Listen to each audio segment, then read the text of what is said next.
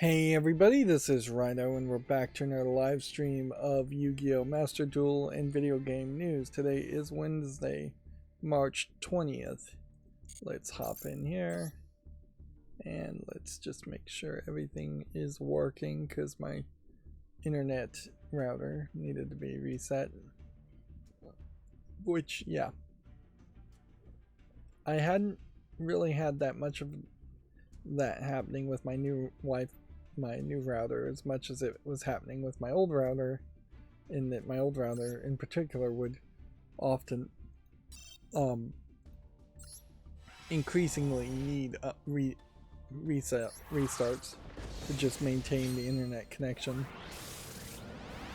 Unfortunately, it does seem like that is something that just happens. And in a lot of ways, I'm pretty sure it's because your internet service provider is messing with you. They are changing something up and not refreshing the connection.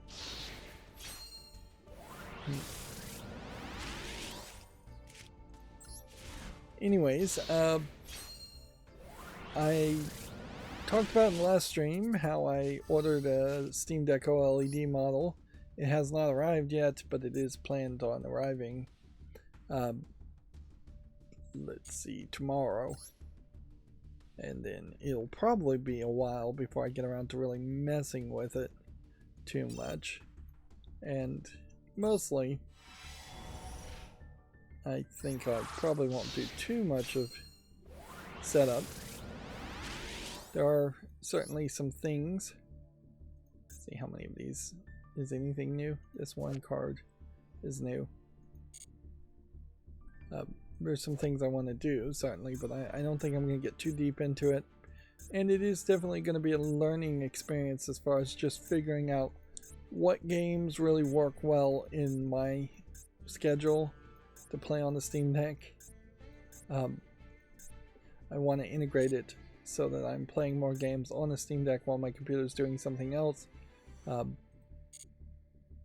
I definitely want to try to gain some efficiency there. Meanwhile, for the catch-up section, as far as what games I've been playing, I am still playing Hand of Fate 2, and it's kind of crazy. I'm at like episode 45, 46 of episodes that I was trying to make 45 minutes, and in these later runs have become hour-long episodes. So it is just going on and on forever because there's just a lot of grinding that needed to happen.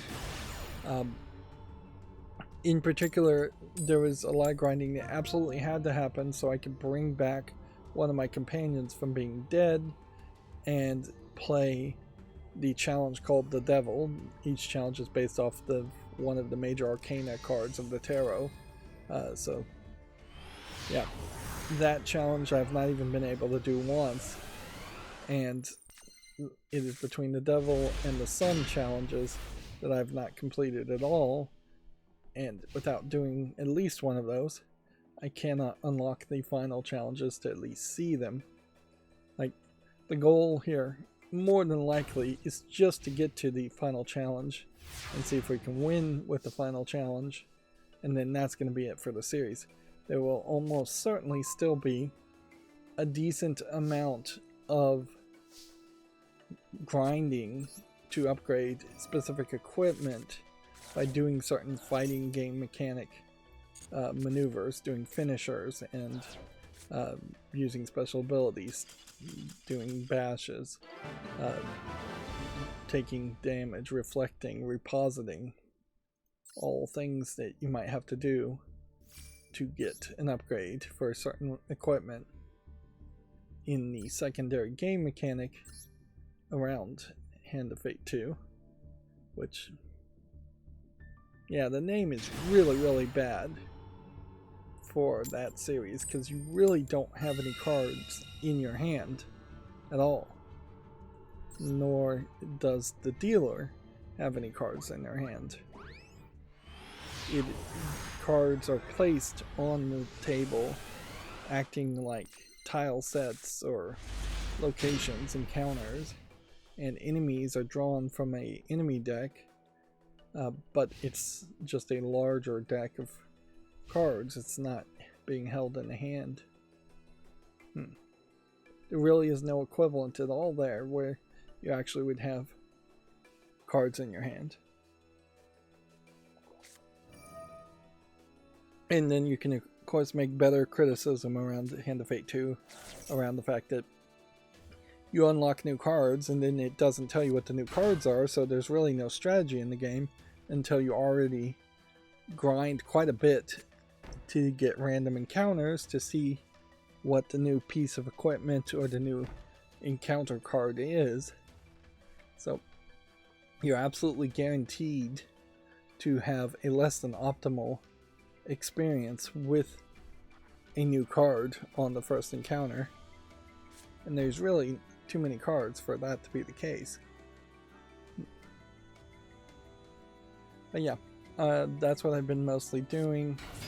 A lot of other stuff, non-YouTube stuff, has been taking up my time, and it is definitely looking like in the next month, let's just say, at minimum, I'm going to have even less time than usual to make content. Pre-recorded content that I've already made is airing at the moment.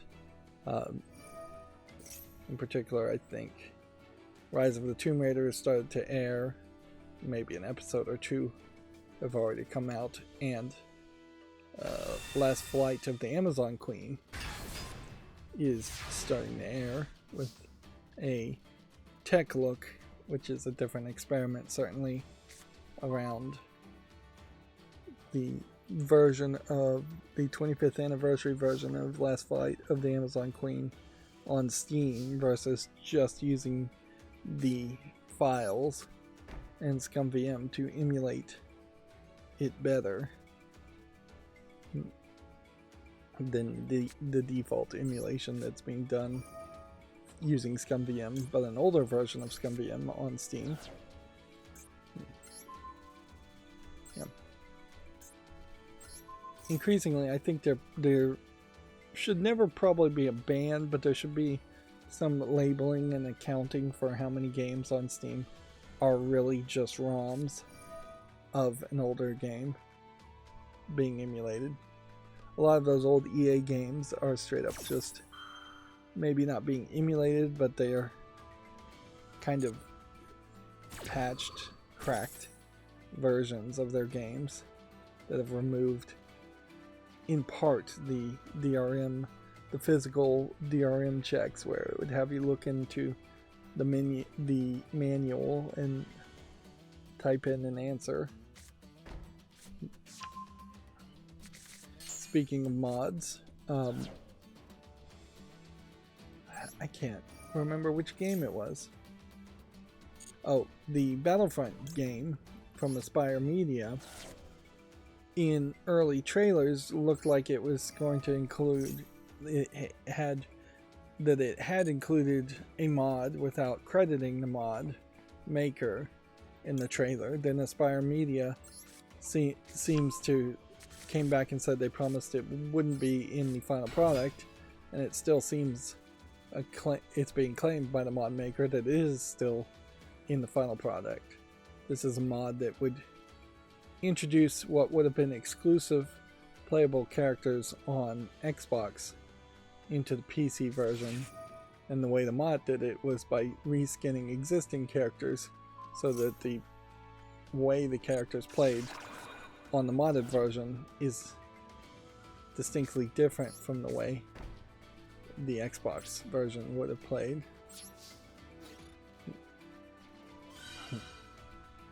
Whoops. I dragged that to the absolute wrong place.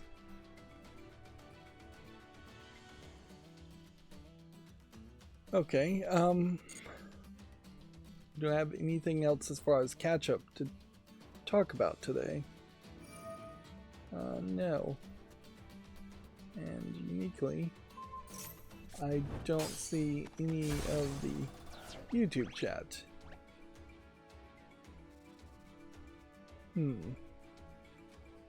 So I'll have to say apologies if anybody types in the chat. I'm not sure I'm gonna see it today.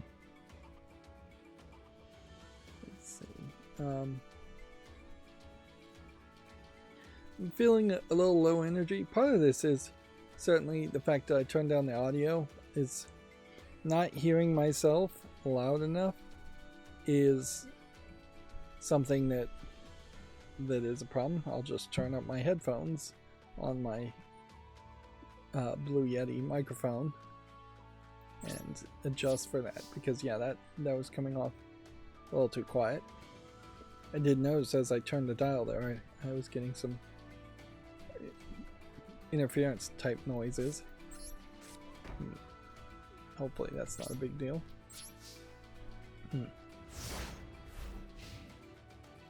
So yeah, we had a shorter stream, I think the stream before last stream, because of me being busy and ending abruptly. I want to continue to try and make that be more of a common occurrence. It's not likely to be a trend, but yeah, particularly on the news stuff. It definitely would be wise, I suppose, to make changes if I had to take some kind of prolonged break. Something more than just missing 1 or 2 streams. Come back and have the stream under a different name. Instead of Yu-Gi-Oh! And video game news, just make it video game news. Figure out something that's probably pretty easy to do, that just have like a pre-show label somewhere.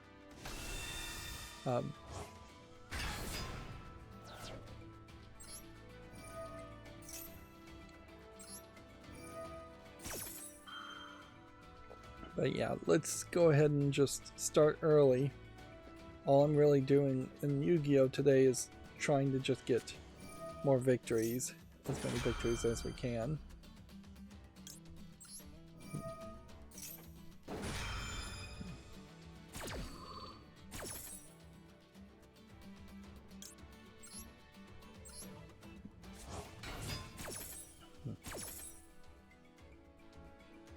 Send that to the graveyard.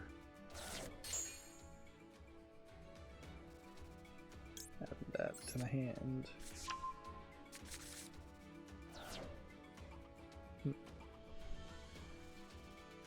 So the new CEO of YouTube, Neil Mahan, has retweeted Shakira, who apparently got 1 billion views already, for, I guess this is TQG official video on YouTube, which honestly, 1 billion views, 1 million views on a music video almost means absolutely nothing. But it does, more than anything, highlight where Neil Mahan seems to be going with his Twitter, as far as just being more open and more public about who he's picking to support and retweet, and who the winners are, I guess, in his mind on YouTube. They also have a creator disclosure for altered or synthetic content. It definitely seems like they're probably doing a little bit too much in secret for the upcoming United States general election. But yeah, because I would think deepfakes and political content in general should just likely try and have some stricter regulations or rules on it, or at least some stricter labeling going on it. Otherwise, it is likely to be even bigger of a free-for-all than it has been in previous years. And certainly YouTube, particularly when people are promoting political things and things that often can just be provably untrue, they have a lot on their hands there, certainly. And no really great way to support it other than what they could do is just reban all political talk, period. Which frankly would be a decent website to make, to say no politics.com, basically. Unpolitics.com, some website like that with a name like that, where it's just absolutely nothing political can ever be talked about ever, and maybe a list of total categories that you deem to be considered political.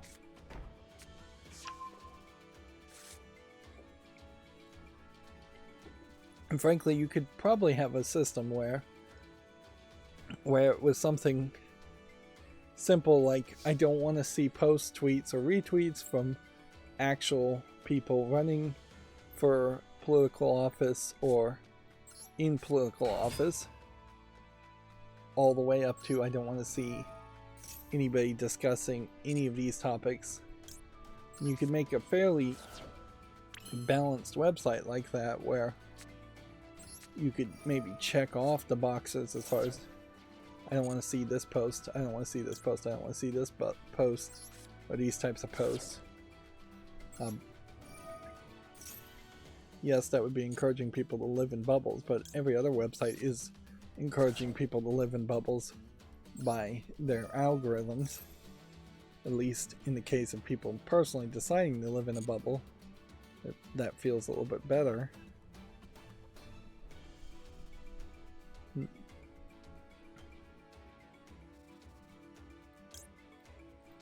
Let's see. Alright. Next story we have is Video Games Chronicle saying Denuvo has introduced a new watermarking tech to help developers trace leakers.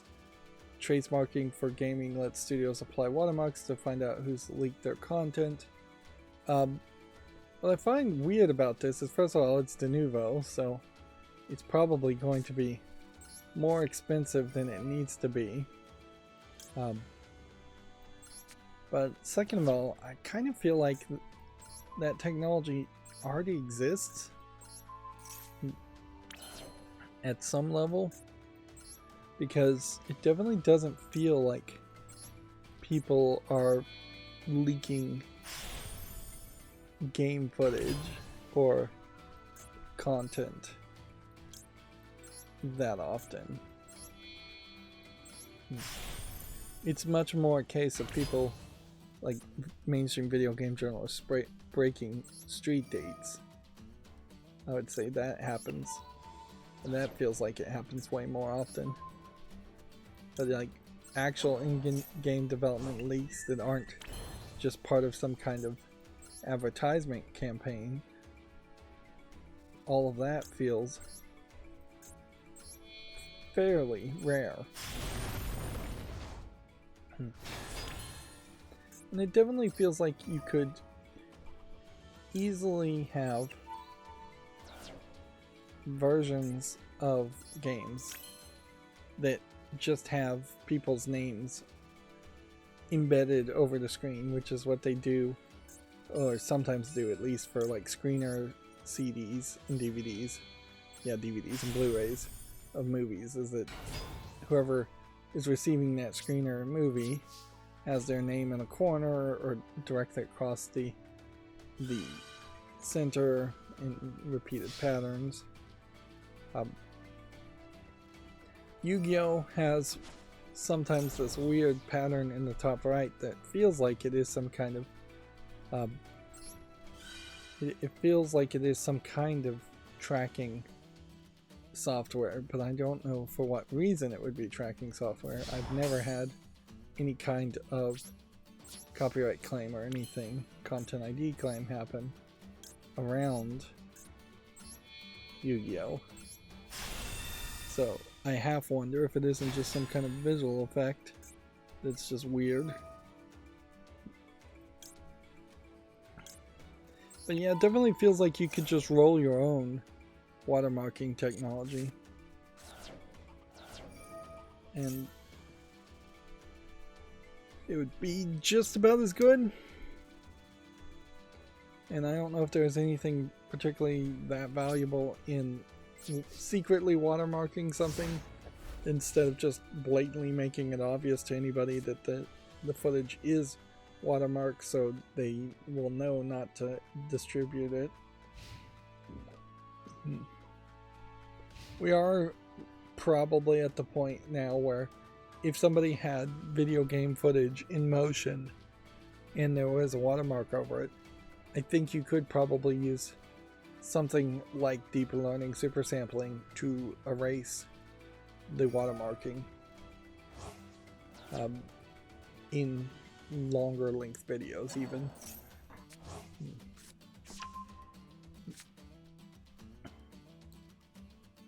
But yeah, I would definitely take this story as a case that De Novo is kind of desperate to find other revenue sources, as fewer people really want to have their content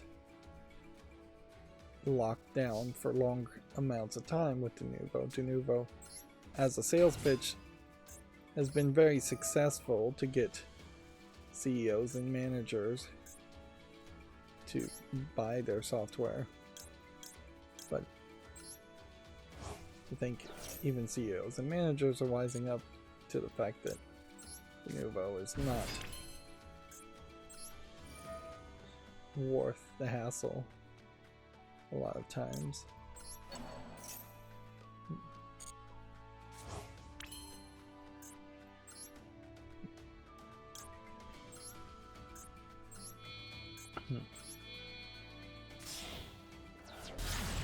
We've been talking over the past couple of streams about, because the story keeps kind of developing, about this Steam community, Sweet Baby Inc. detected.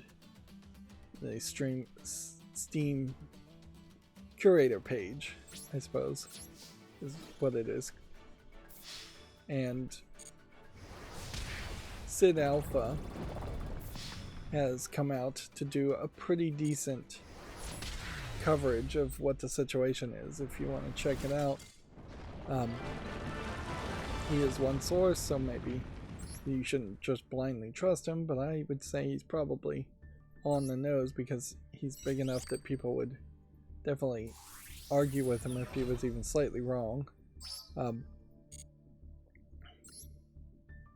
But yeah, his explanation of the situation certainly is a case where Sweet Baby Inc. is definitely an aggressor here, definitely trying to get the Sweet Baby detected curator group that is anti-Sweet Baby Inc. Taken down and labeled as a hate and harassment campaign, when it seems like all the hate and harassment started, at least from Sweet Baby Inc. themselves.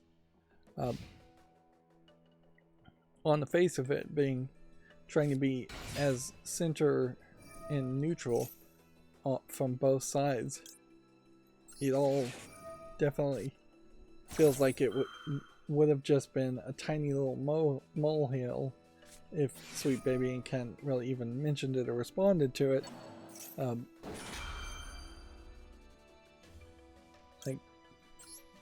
Because the curator list of games is not actually that helpful in my opinion. There are some games on that list that you might very well want to play, and then there are some games on that list that you probably wouldn't want to play, and there's really no consistency. And I think that there's almost certainly a logical fallacy happening here with the curator group of Sweet Baby Inc.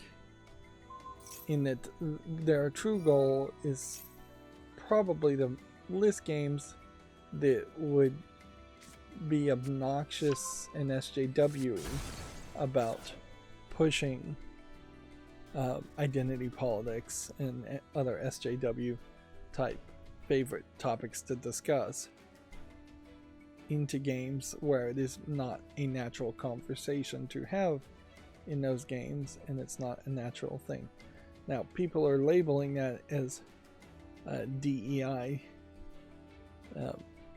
which I don't know if that's supposed to be diversity, equality, and inclusion, or I mean, it sounds to me like it really should be D in that and I, diversity and inclusion.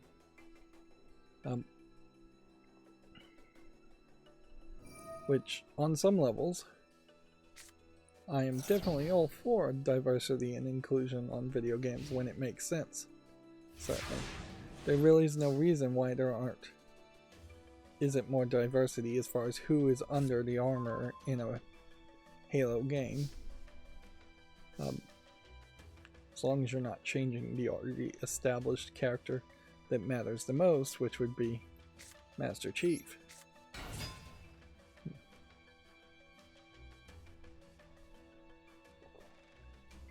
But you can also not pull like a Gears of War 5 and effectively try to get rid of the main protagonist and replace it with a new protagonist of any kind and expect people to be happy about that. And you can't try to pull a Horizon and drastically change the character's personality and appearance for unexplained reasons or poor reasons.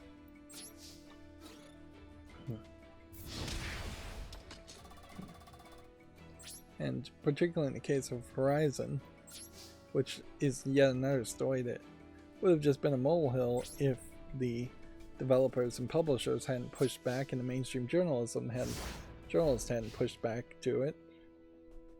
Yeah. You really will be surprised how effective it is to just either take a slap from a very weak opponent, metaphorically, or just dodge the bullet, or pretend like the bullet didn't hit you at all. The Streisand effect is always way worse. There's some more extreme YouTubers who are calling this Gamergate 2.0, although in the fact there's one of the extreme, more right-wing YouTuber, clickbait YouTuber, has claimed at least 4 or 5 things to be Gamergate 2.0, to the point where I don't think you legitimately could call anything Gamergate 2.0 without it just coming off like a meme. If each of these Gamergates were true Gamergates, we'd be up to like 5 or 6.0. But there is definitely some echoes of the latter parts of Gamergate still happening today, in that you have GameDeveloper.com and I think Video Games Chronicles being named by Sid Alpha as 2 of the mainstream video game journalist sites who have gone out of their way to recontextualize and try and do some yellow journalism and just propaganda and lies, frankly, about what the Sweet Baby Inc. detected curator group is and isn't. And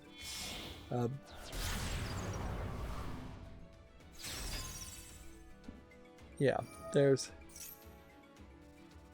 still too much of that, and I don't know if it isn't just 100% white knighting for companies and being corporate shills, even if the corporations aren't asking for it, or if it is something that is being asked by the people at Sweet Baby Inc. to talk about, to ask GameDeveloper.com to talk about and other sites to talk about.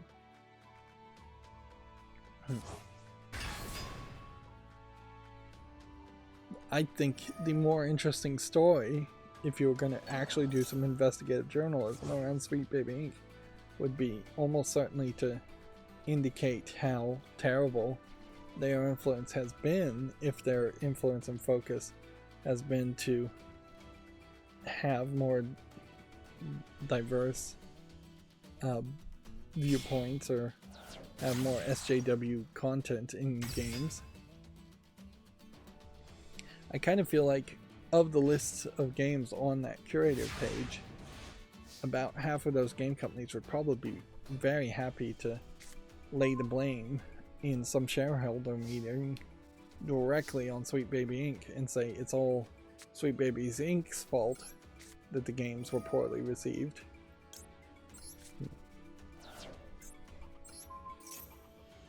There is definitely a problem, I would say, overall, in the fact that a single person is pretty much in charge of running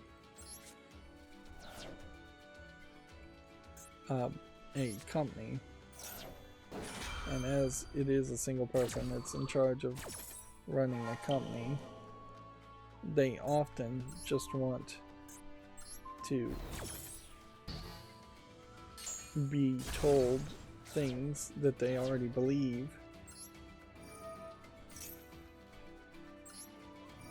So, yeah, there's far too many companies out there that will, instead of giving a intelligent, helpful opinion, will simply echo what they think the CEO or the board or the shareholders want to hear.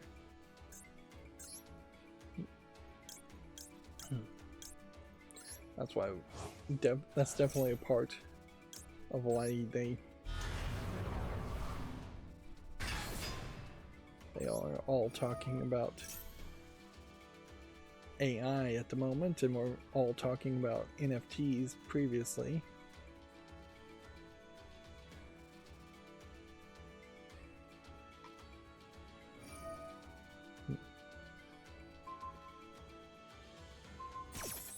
Next story here from Video Games Chronicles Twitter is Riot Games has reset its League of Legends MMO, which was announced in December of 2020 and will be going dark for a long time, likely several years, in accordance to the studio's co-founder. That is not a reset.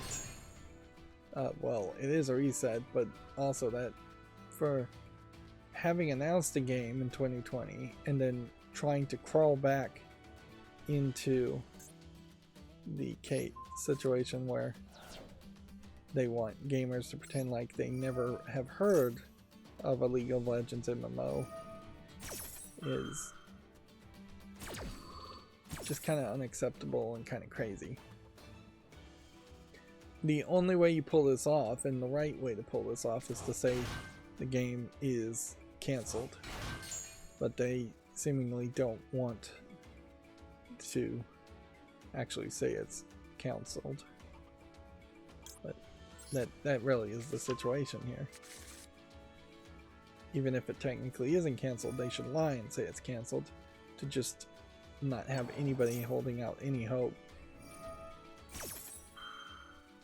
Yeah, it is pretty hopeful crushing to say it's going dark for a very long time, likely several years. I question if the genre of MMOs, frankly, just never were supposed to succeed and never could have succeeded.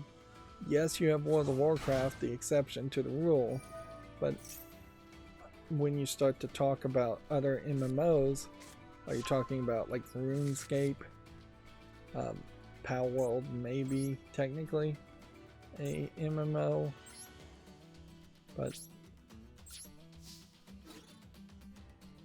Elder Scrolls Online, maybe.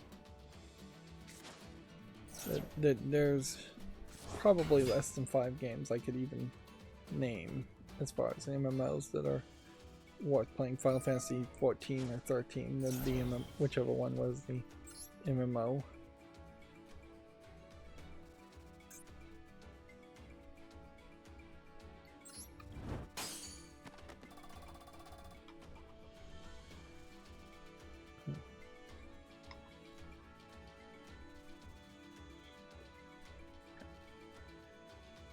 So we're in a weird position, I think, here. Video Games Chronicle has a review for Alone in the Dark, calling it another frustrating reboot for the classic horror series, giving it 2 out of 5.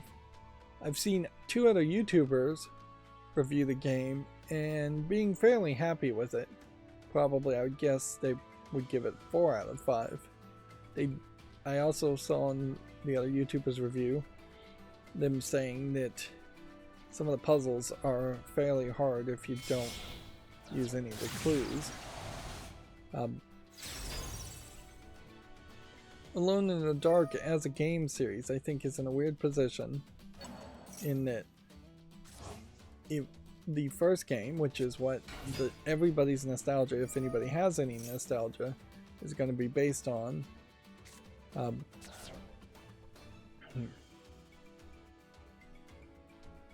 is based on the first game, and the first game had very little shooting and was very much a game very similar to Resident Evil 1, but even younger than Resident Evil 1. It was taking a 3D point and click game, putting a horror aspect to it, and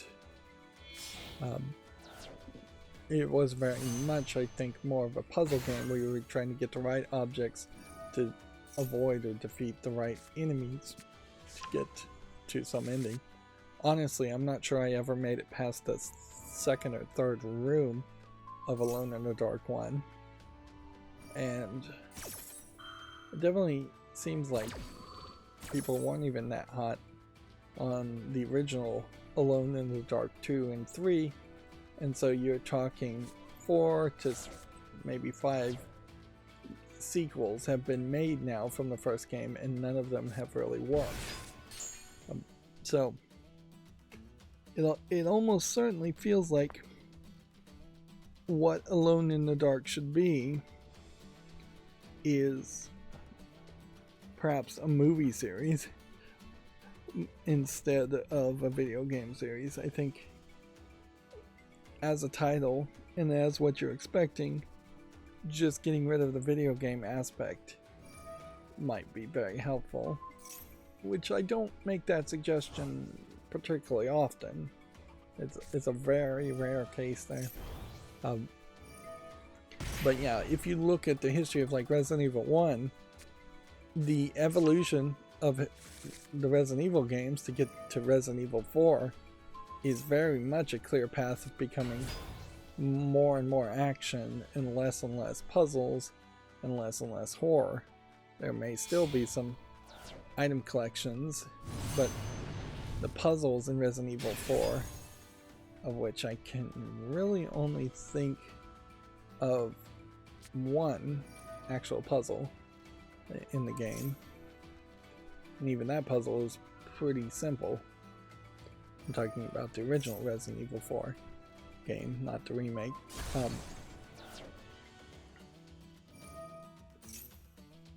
The other way certainly you could go with Alone in the Dark is just make it a pure horror point and click adventure game and take the shooting directly out. But that's definitely not what you're getting here when you look at these screenshots.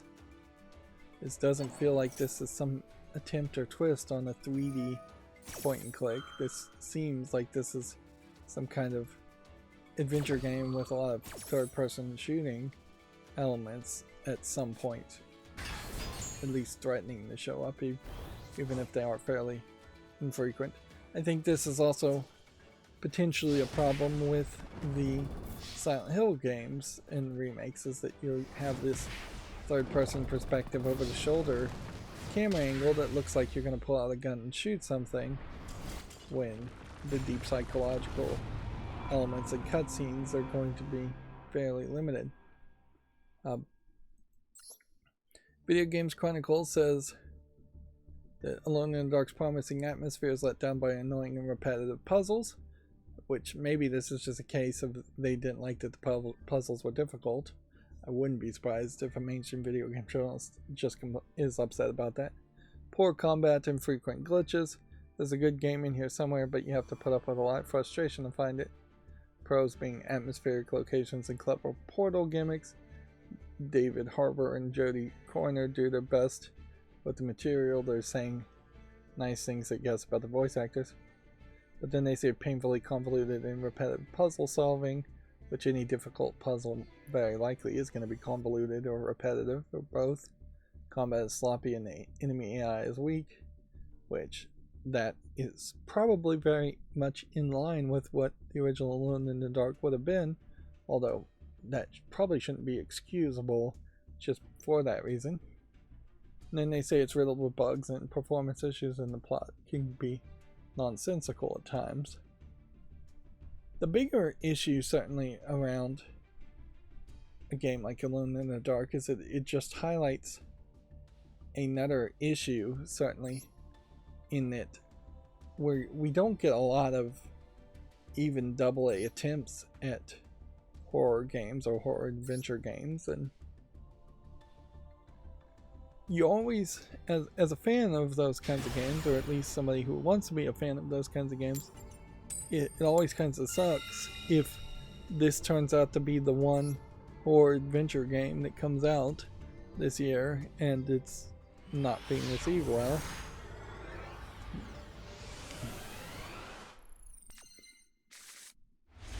Let's see.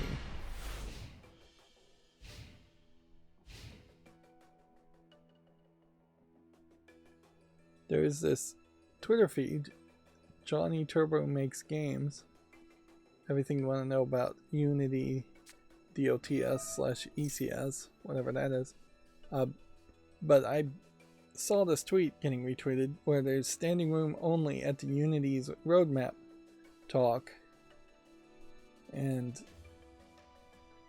yeah, it seems like a decent amount of people here, but it certainly isn't a huge stage looking presentation, which is what you would expect from Unity, particularly since the State of Unreal livestream just happened earlier today, and I probably won't have too much to talk about on that. But yeah, it does seem weird to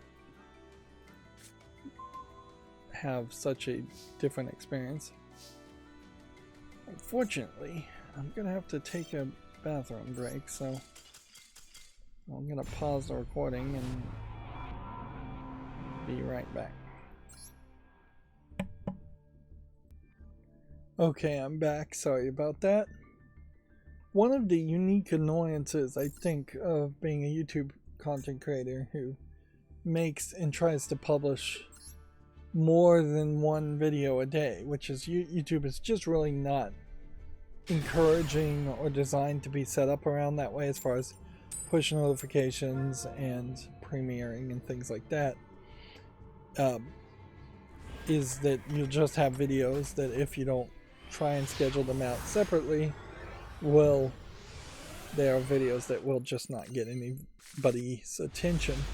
And so I was trying to find my own live stream that's happening right now on my channel, and yeah, it's not easy even for me as the content creator to get to that point.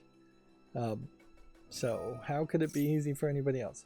A big part of that almost certainly is because Rise of the Tomb Raider was premiering too close to it, to the time you have to have at least a 30-minute separation between one notification and the other. Yeah, and I suppose that is why you see when you have people that are just making like 24-hour live streams or live streams that just go on forever, why that would even begin to make some sense to do it that way is because you're just not going to get people's attention through the algorithm if you have 4 or 5 things airing, or even 3 things airing, which is 100% inconsistent with what the TV mentality and model would be, where in television you would, in prime time at the very least, between 7 and 10, you would have either a 1-hour show or 2 30-minute shows, and then you would have another hour show or 2 30-minute shows. Then you'd have another 1-hour show or 2 30-minute shows. So you'd have 3 must-see TV type elements. I should have evolved some more there. That was dumb. You have 3 to 6 must-see TV type shows airing every primetime, every weeknight, which would give you somewhere around 18 to 30 must-see TV time slots during prime time from Monday through Friday, ignoring completely Sunday evenings. Nobody really puts too much on Saturday. Saturday Night Live is about the only thing on Saturday. Whereas YouTube, you can't do that. You won't get any views.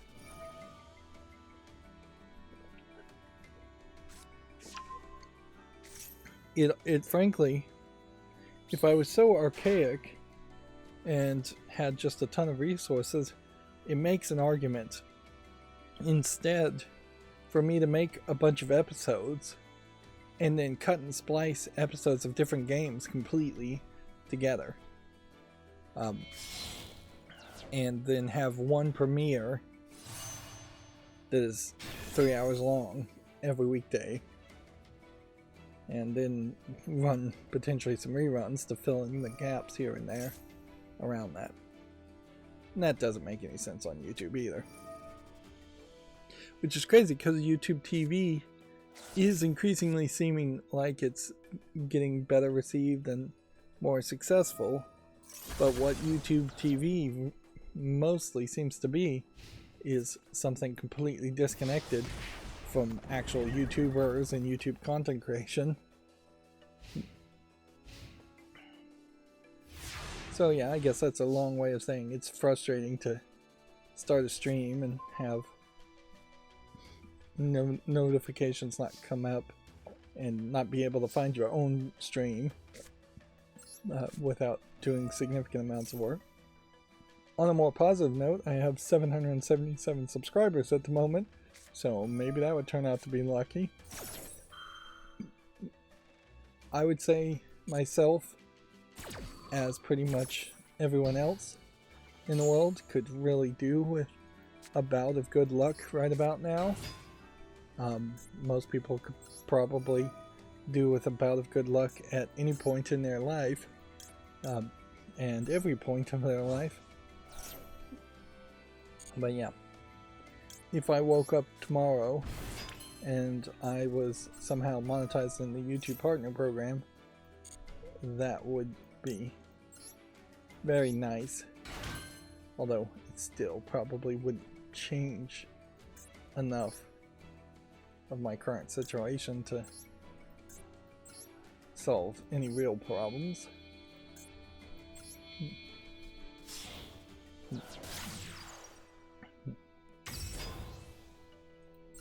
I would be much better off waking up tomorrow, winning the Publishers Clearinghouse like $1,000 a week for the rest of your life type giveaways that they do, or $15 million giveaways, which is what I think they might be doing right now.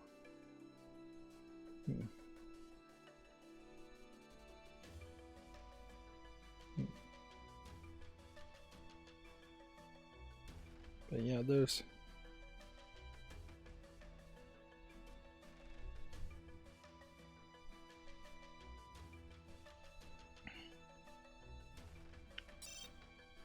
definitely room for some luck. We could all use a lucky break, certainly. And I guess I can't gripe too much because in reality my first thought when I couldn't find my live stream is, oh no, they've deleted my channel again for the third time in 8 months. Particularly in this case, I couldn't see a possible reason why my channel might have been deleted, because we really haven't even talked about or done anything in the stream.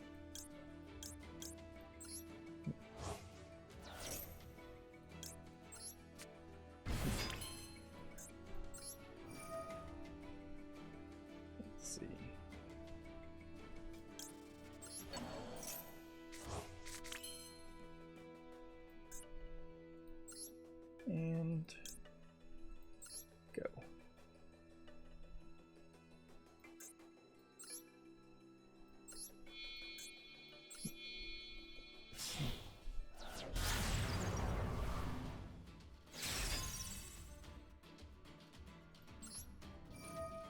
think the move here is probably to just win and call it a day on Yu-Gi-Oh! In particular, I guess if I'm taking bathroom breaks, I should count that as part of the Yu-Gi-Oh! Time.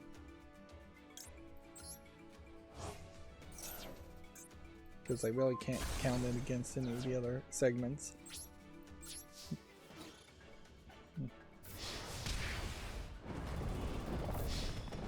I also got a comment on a very old Hearthstone video I put up that was more of a walkthrough solution video showing me myself solving some of the puzzles on day one of the expansions, the single player expansions that Hearthstone used to give.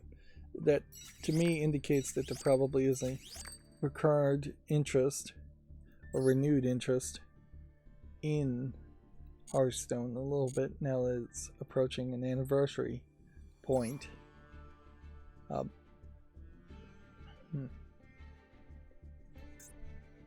yeah, the comment says that I didn't even show the solution that the title is, which in fairness I'll have to watch a video and see if that's true or not. It is very believable that I got the titles wrong. I know that in at least one of those solo puzzle experiences of Hearthstone, I solved the puzzle really quickly at the very beginning, or there may also have been a scenario where I struggled with it and didn't actually solve it at all. But I also could simply have the episode mislabeled, which that would just be a statement on nobody really paying that much attention to the episode labeling. And it is noticeable that I do not put title names or labels into episodes now. Most games don't have a great system in which you could label every episode, and even if I did do that, it's just inconsistent and changes the titling and labeling, makes more work for me than you would actually think. It makes the kind of work I don't want to do in particular, which is labeling YouTube videos. So let's talk about the big news and then move on to the rest of the news. Activision Blizzard's executive Chris Paulson has joined Skybound ahead of an upcoming game launch. Paulson previously worked his way up to product management chain for Diablo and Warcraft over at Activision Blizzard. I believe Skybound is just another subsidiary of Activision Blizzard, though now a subsidiary of Microsoft, so this may very well just be shuffling the deck chairs on the Titanic as it sinks. It doesn't really feel like that means much of anything until we can try and figure out if it means anything. Skybound is the company. Well, wait a minute. They aren't owned by Microsoft.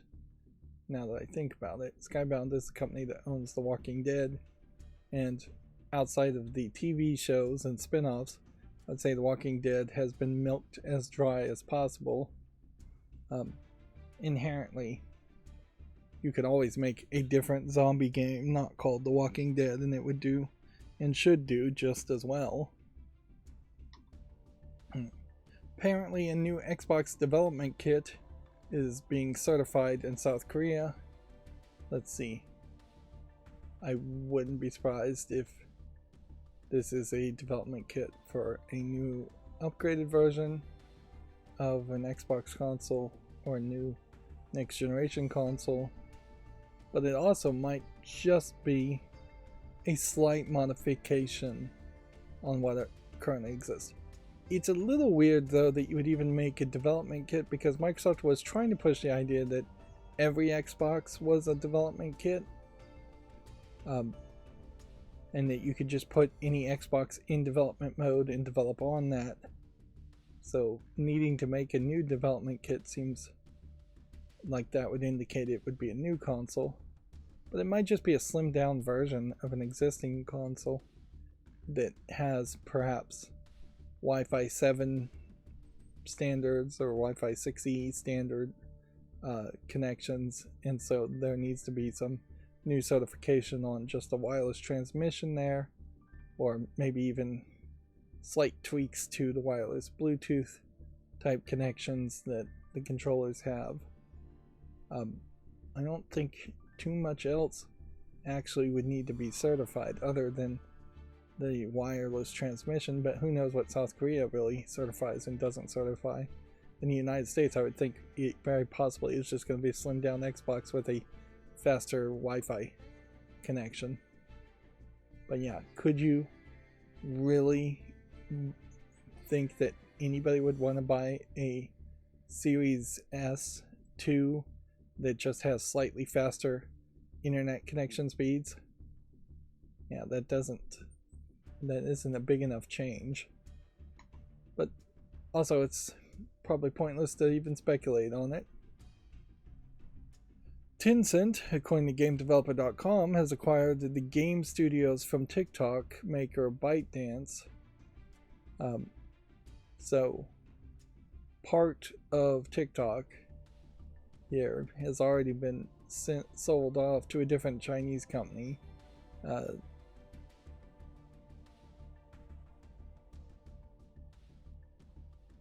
And honestly, this may not directly have anything to do with TikTok, and this may just be ByteDance makes games on TikTok. I'm kind of confused about that.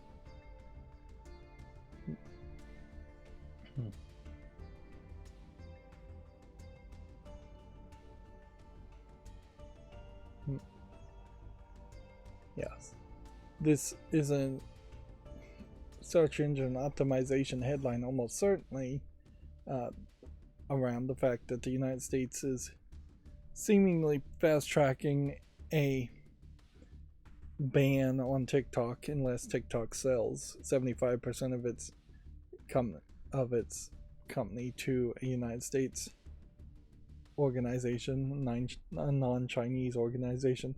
I'm not sure if it has to be United States or if it just has to be non-Chinese. Because if they sold it to like a UK-based organization, I'm not sure if the United States would say that's good enough.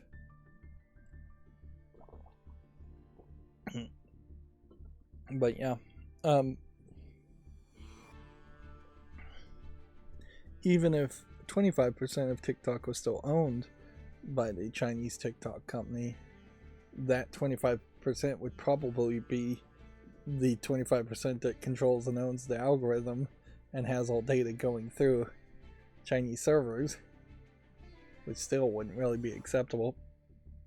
I was listening to people talk about this TikTok ban, more political type YouTubers, and one of the things that they made a really good argument about is that if the United States House of Representatives and Congress are getting these classified meetings and hearing secret information about TikTok and what the CIA has, what one would assume it's the CIA, has learned about what TikTok is doing. If any part of that was just made public to get the public to understand what potential fears are being sold to the politicians, then I think the TikTok ban might feel more realistic instead of it just being xenophobic, coming off as xenophobic and just political saber rattling. But yeah, if there really is a threat of TikTok that isn't just a theoretical threat where they're saying maybe TikTok at some point would influence voters and try and change an election in the United States in a hypothetical situation. If there's real actions that have been taken, if there's real threats that have been made, if there's real evidence of threats being planned, it would feel a lot better to ban TikTok. And inherently, if those threats were real, you wouldn't pass a law to say you have to sell 75% of it to a US company. You would say this is immediately banned, period, full stop. So it does come off very much like political saber rattling. Meanwhile, YouTube is just copying everything Instagram and TikTok and every other social media site does, and YouTube doesn't even have to copy it in a particularly good quality, and they still make themselves very viable as an alternative. Let's see, we already talked about Denuvo launching an in-game watermark tool to counter game links.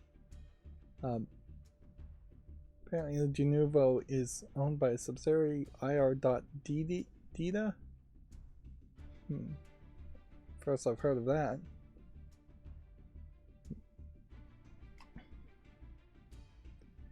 You certainly have to ask a question too, as far as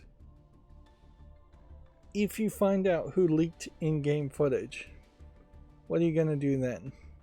The vast majority of these people that are going to leak things aren't going to have any significant amount of money to their name, so you can sue them and get judgments against them for potentially thousands if not millions of dollars, but you'll never see a dime from it, and you're just paying lawyers and wasting money to pay lawyers for that. Meanwhile, the Streisand effect will kick in immediately, and you'll just look like a giant corporation bullying a little person over insignificant leaks in most cases. You'd have to get like the perfect scenario where somebody just maliciously leaks as much of a game as possible to try and hurt sales as much as possible, and then you would need to be able to prove sales were hurt to go after somebody with the Denuvo. Meanwhile, those ifs all stack up against the reality of you're going to have to proactively pay Denuvo for the watermarking technology, so you're wasting money at the beginning for one very specific scenario, and you're going to have to proactively have lawyers on hand, so you're going to waste more billable hours on the lawyers. Moving on, GameDeveloper.com says YouTube gaming head Leo Olibi has been appointed Xbox Global Partnerships VP. Olibi previously headed up Global Games Division for YouTube and Facebook, and will similarly help Xbox World presence expand. So how can you tell if somebody has been effective in their previous job? You would think at a vice president's level, at being the head of YouTube gaming level, you would think that you would be known. People would know your name. You would show up here and there. You'd show up on some of the YouTube studio type channels where you see people who work at YouTube. Olibi here, Leo Olibi, this is the first time I've ever even heard of him. And if we throw out we don't know his name, he's not recognizable, let's just talk about YouTube gaming on the whole. I very frequently criticize YouTube Gaming's Twitter account because they're desperately trying to get engagement and desperately posting stupid things to get comments, likes, and retweets, and not receiving any of that, but ignoring their YouTube channel. YouTube Gaming has been a complete and total failure as a concept. It was launched very haphazardly without care to combat Twitch, and then YouTube basically didn't care about competing against Twitch and wrapped YouTube Gaming, which was at once its own app originally, and its own website to be this very nebulous feature that is a part of YouTube itself. The unique needs are in no way better served this year than they were last year for gamers on YouTube. There have been no new features. There's been no real promotion or effect there. The algorithm in no way considers whether you're making a video game long play versus somebody making a short music video like Shakira. Those videos are in the exact same algorithm and getting recommended the exact same way. And certainly as a YouTube gamer, I can say YouTube gaming has failed miserably.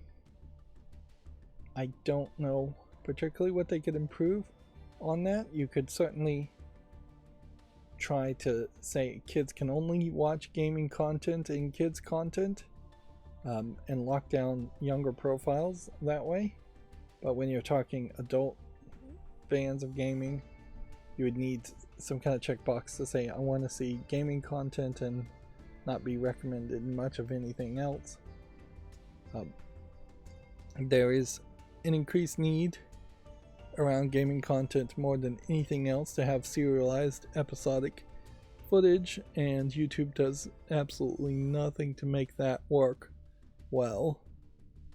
There is definitely a need to have an algorithm reconsider whether fans of watching gaming content care if a video has low watch time or is 2 or 3 hours long, whereas any other content on YouTube that was 2 or 3 hours long would be just way too long and most people would not watch it.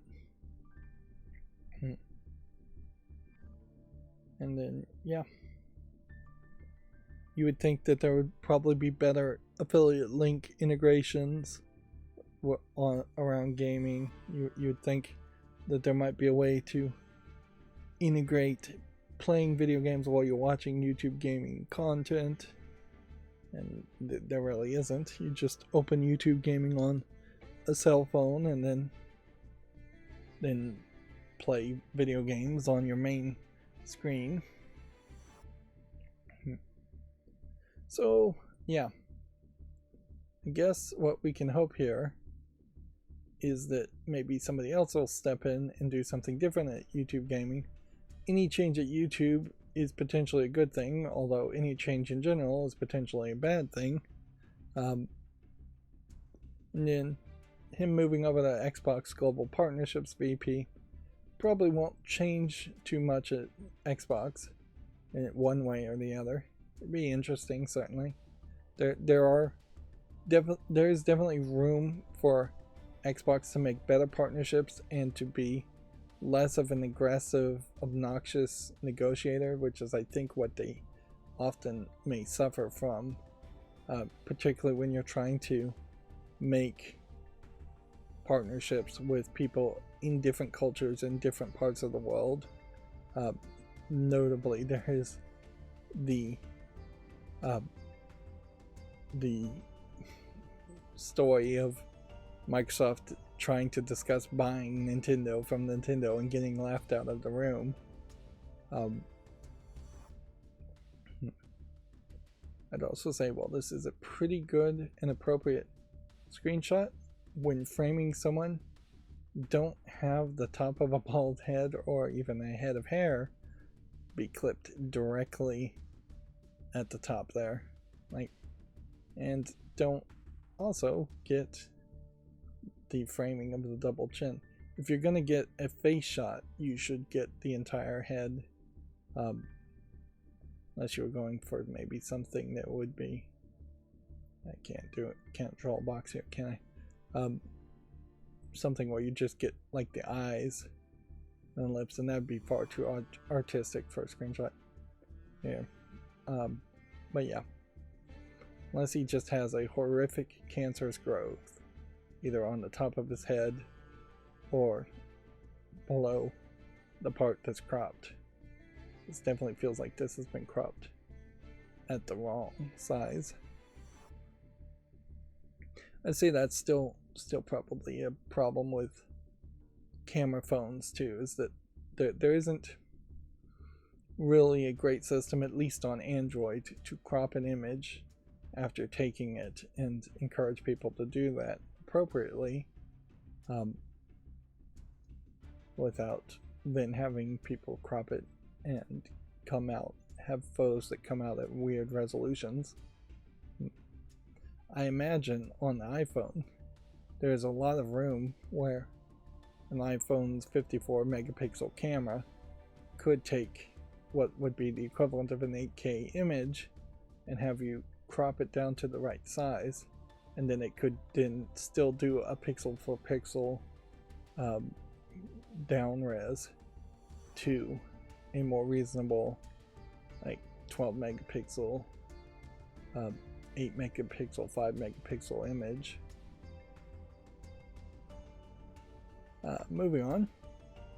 Good Old Games will soon be playable through Amazon Luna's cloud gaming.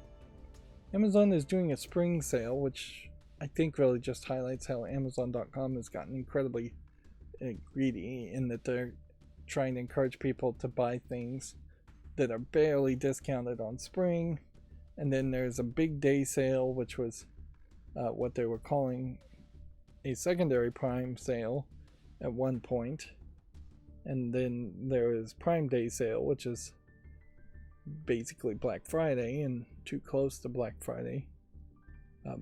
If they had done the spring sale originally, and if it had been actually good discounts, that would be a lot nicer. There should be more spring sales overall. Now is the time to try and see if people can afford to buy things instead of everybody saving up till Black Friday and spending all their money.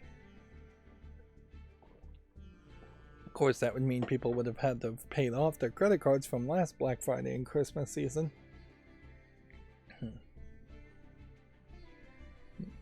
But yeah, overall, Amazon doesn't feel like it's becoming a better offer, which isn't super surprising. Well, I clicked on censored gaming, but I don't think I was intending on watching a video. Apparently Rise of the Ronin has a censored 0D version in Japan.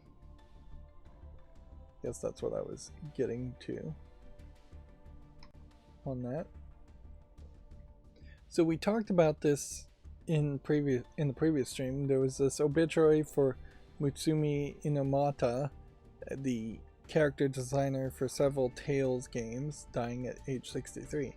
But notably, both Video Games Chronicle and GameDeveloper.com were using screenshots of characters she had probably drawn, or just characters from the Tales video game series. So, I think at the very least it's worth applauding when somebody corrects what is a pretty big mistake, in my opinion. You just shouldn't have a screenshot if you don't have an actual screenshot of the person who actually died in an obituary. You definitely shouldn't just be using a video game screenshot or video game promo art. But GameDeveloper.com does seem to have found an actual picture of her and posted that, so I want to applaud that. Although in fairness, it probably could have cropped out the black bars on the edge, and this is very possibly a very old photo.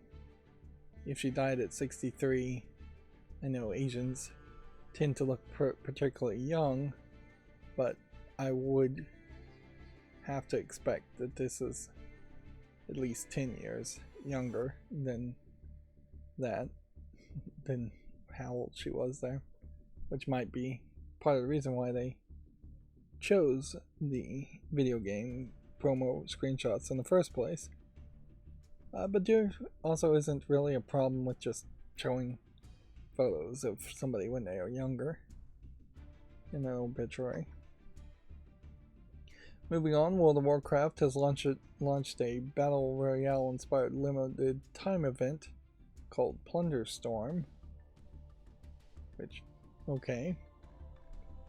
If that became super popular, I wouldn't be surprised if they tried to ape Fortnite. Although I doubt World of Warcraft's game mechanics really could support something like a Battle Royale game like Fortnite could. Let's see. Here's the YouTube official blog of how we're helping creators disclose altered and synthetic content. Almost certainly this is going to be new checkboxes. Let's see, can we click on this picture? No. My video content contains paid products and sponsorships. Altered content. Do any of the following describe your content? Makes a real person appear to say or do something they did not say or do. Alters footage of a real event or place. Generates a realistic looking scene that didn't actually occur. Yes, no. To follow YouTube's policy, you're required to tell us if your content is altered or synthetic and seems real. It includes realistic sounds, visuals made with AI, and other tools. Selecting yes adds a label to your content. So it seems like it's just going to add a label at the moment.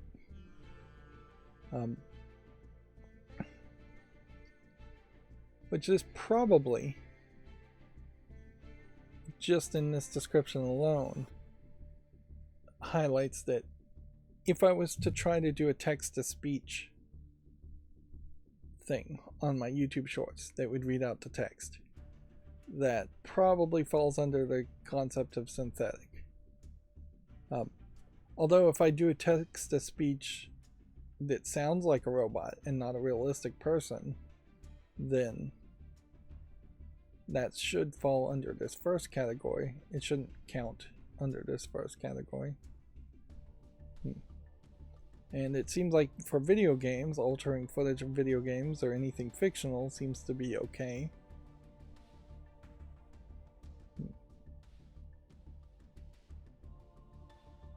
And then this is an odd category, showing realistic scenes, showing a realistic depiction of a fictional major events, like a tornado moving toward a town. So basically any movie or anything like that, anything with CGI should be labeled under this description. Which that's interesting, and I've often wondered, I've thought that maybe all TV and all forms of entertainment should just maybe have like a little red dot that appears in the corner anytime you're looking at a work of fiction in any way, anything short of news.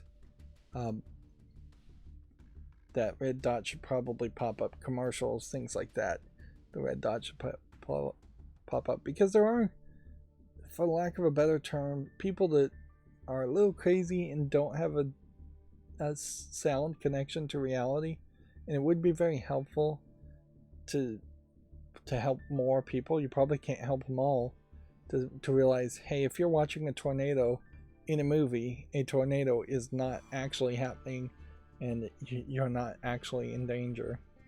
And so this kind of label concept isn't terrible. Of course, they recognize that curators use generative AI in a variety of ways throughout their creative process, and we won't require creators to disclose generative AI was used for productivity, like generating scripts, content ideas, automatic captions. We also won't require creators to disclose when synthetic media is unrealistic and or the changes are inconsequential. These cases are clearly unrealistic content, such as animation or someone riding a unicorn through a fantastical world. So inherently, they are drawing the line to say we are not going to label AI art. So anybody who is an artist hand drawing animation or art is getting screwed in that concept. So the animators get screwed once again on YouTube. Color adjustments or lighting filters, alright, I'm fine with that. Special effects like background blurs and vintage effects, I'm fine with that. Beauty filters and other visual enhancements, I'm for the most part fine with that. That it might be interesting if you had to label whether you're using some beauty filter, but only in just kind of a disclosure ways. Coalition for Content, Provenance, and Authenticity, C2PA. You know what's weird here is they're not linking anybody back to just basic rules. It feels like there should be a statement here in the paragraph, or even at the beginning of every page, that says all YouTube content must first and foremost follow our acceptable use policy or acceptable content guidelines, because there's one very noticeable issue here. It seems like if you were to just read this and read it the way you might want to read it, that seems to imply that as long as you click the box and say you are using the likeness of a realistic person, yes, you can use AI generated art to make them naked and dancing around on a YouTube video and just make porn and put it on YouTube. And that absolutely is not the case. No duh. But they're not reiterating that in any way to say, hey, you can't use AI to make things that are unacceptable otherwise. They would be otherwise unacceptable, and think that this would maybe get you out of trouble. And furthermore, since they're sidestepping the fake nude concept, they are not even going as far as saying, hey, you can't use AI generated art to do something that would otherwise be illegal, which would be like underage animated Lisa Simpson porn type stuff. Like, again, not acceptable for other reasons on YouTube, but they probably should reiterate that. They probably should particularly reiterate that AI should not be used to show somebody in an unacceptable or uncharacteristic way.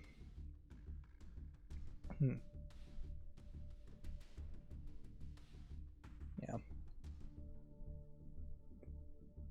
But it does seem like they are pretty much just having you label things at this point. Will that eventually lead to you being demonetized because you used AI to generate something? Probably not.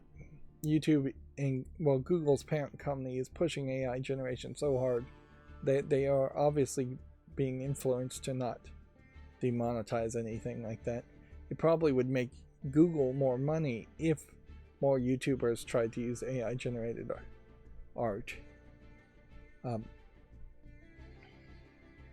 But yeah, looking over this, it does kind of seem like I probably could use a text-to-speech thing and get away with not checking the box. Because in my case, it would be text-to-speech talking about a video game.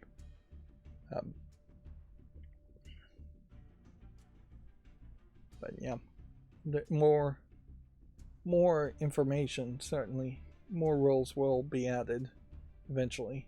And almost certainly there will be a point where Google's no longer interested in pushing or selling AI, and they'll move on to their next gimmick product. And at that point, I imagine YouTube will have a sudden change of heart as far as how AI goes. The bigger issue is certainly not going to be whether there is a label or not. The bigger issue is, are we going to see a significant increase in garbage YouTube channels, which, you know, that is definitely going to be a matter of opinion. But yeah, a whole bunch of garbage YouTube channels that would just be full of AI art. And yeah, there's certainly a point, I think, too, to possibly banning AI art in the forms of how much it could be used to create content.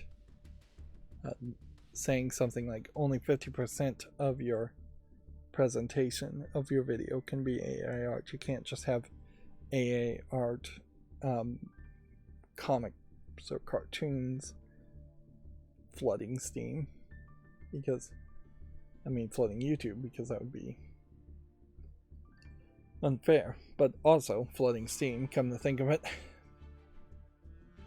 Moving on, Valve has launched Steam Families game sharing feature in beta with new parental control features that will replace both Steam Family Sharing and Steam Family View.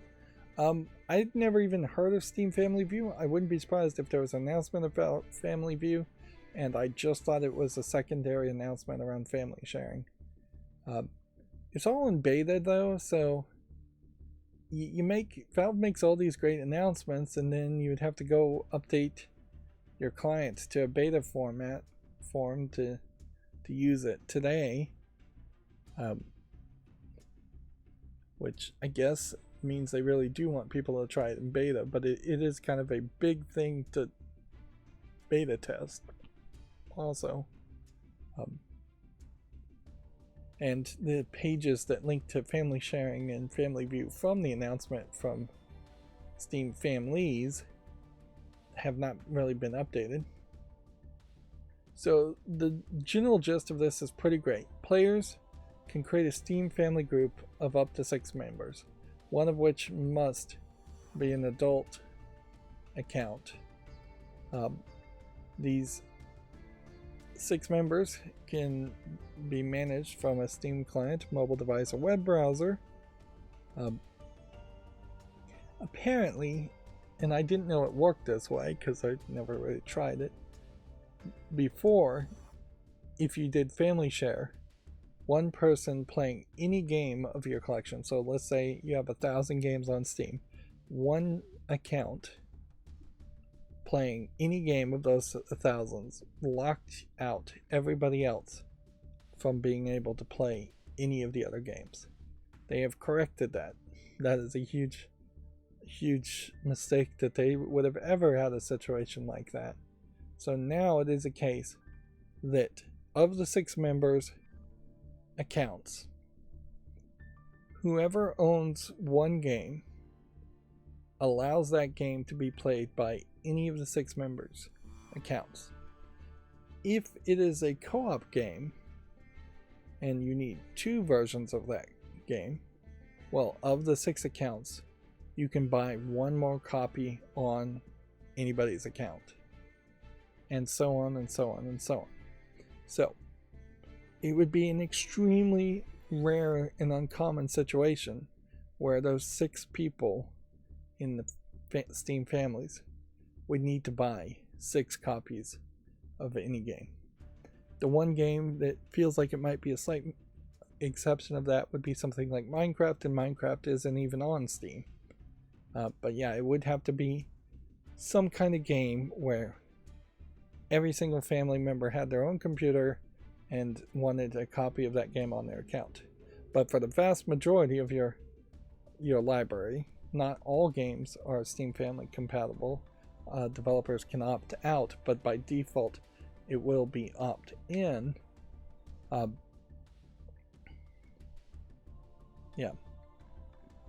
That really makes a situation where a parent account who may have been playing games for years before his kids got old enough to play PC games or got a PC can now share in a much more reasonable way many games, and 6 people can be playing 6 different games at the same time. The next big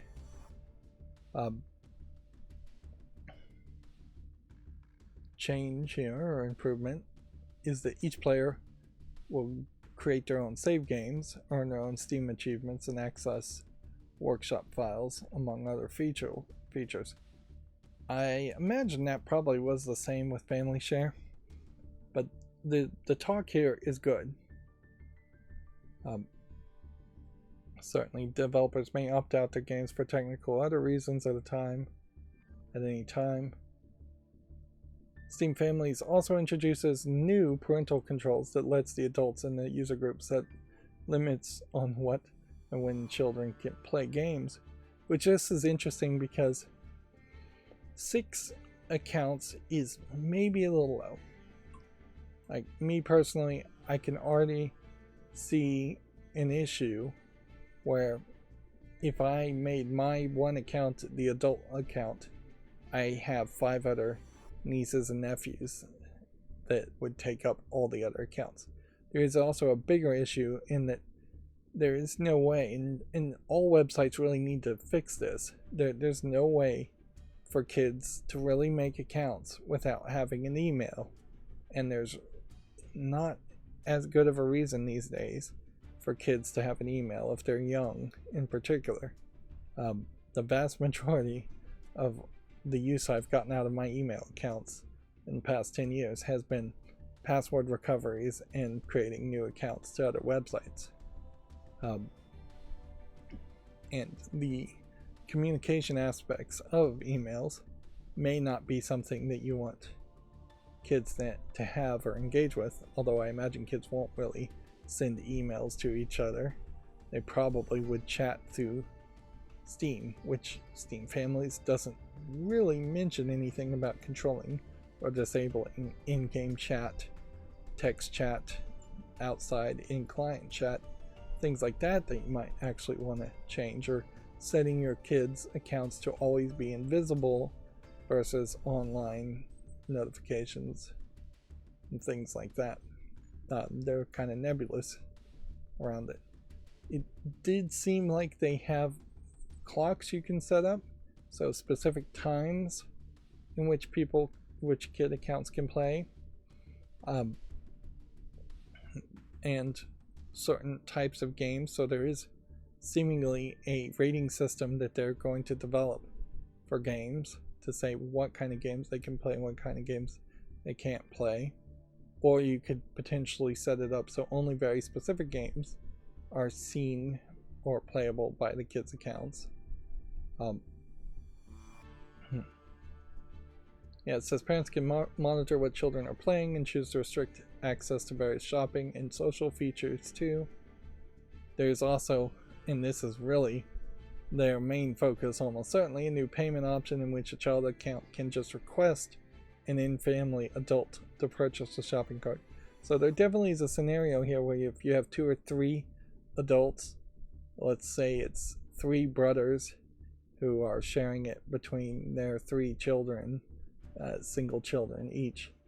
So one niece or nephew may make a purchase request and the non-parent, the uncles, might approve the purchase request without really having a fuller, deeper conversation with the parent as to whether that's acceptable or not.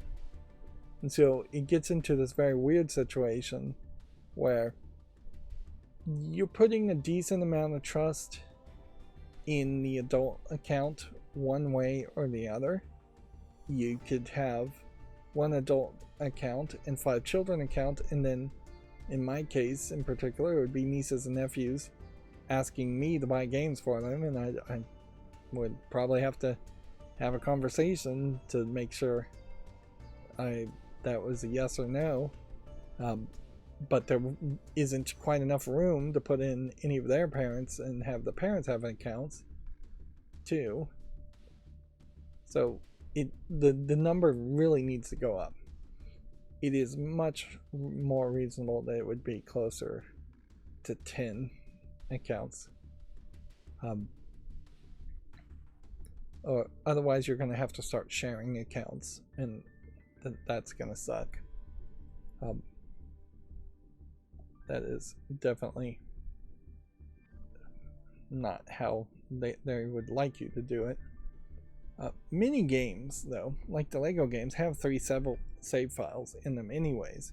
So while the achievements may only be tied to one unique Steam account, it is still very doable if you were just having a bunch of little kids play Lego games to give one Steam family account, one child account, to 3 kids and have them play a Lego game, and then on that one account, one person plays save file 1, one plays save file 2, one plays save file 3. That is kind of unique to the Lego games these days. Unfortunately, it's not consistent with most other games. You can be offline while playing the family share, which there was previously family sharing. The only way you could have 2 people playing at the same time was to go offline and launch one offline while launching the other online.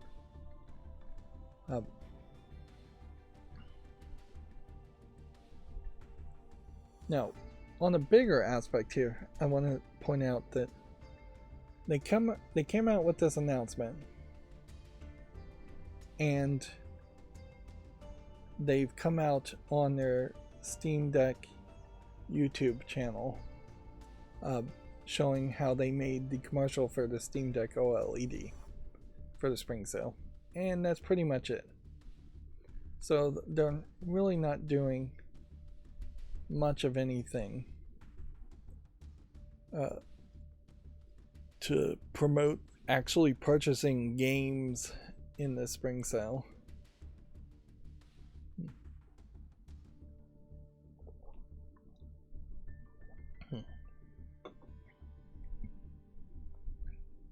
So the parental controls are definitely what you would focus on here in that. So here's some screenshots. Here are 4 accounts. 2 are adults, 2 are child, and it's all the Portal 2 characters. And then you can see the shared library being listed here, and a way of making a filter and a list to share it. So I definitely think they are thinking that you will make a list as far as games that you would want to list on the Steam library. The parental controls, to get back to that, allows access to appropriate games, restricts access to Steam Store, community, or friends chat, sets playtime limits, hourly or daily, lets you view playtime reports, allows you to approve or deny from child accounts for any additional playtime or feature access temporarily or permanently, and allows you to recover child's account if they lost their password. And here you can see how you're seeing the playtime as far as when they're playing, which this child account seems to mostly be playing between 10 and midnight on a lot of weekdays, and sometimes they are playing from midnight to like 1, and even sometimes it seems like from 1 to even 2 in the morning. Yeah, which I imagine Valve should have picked some better times there, like have the game time show between 6 o'clock and 10 o'clock, which is much more reasonable as far as game play time going, instead of having this kid on weekdays, this child account on weekdays, pulling all-nighters. Let's see, here's a screenshot of what the purchase request will be, and almost certainly you'll see a lot of these from kids.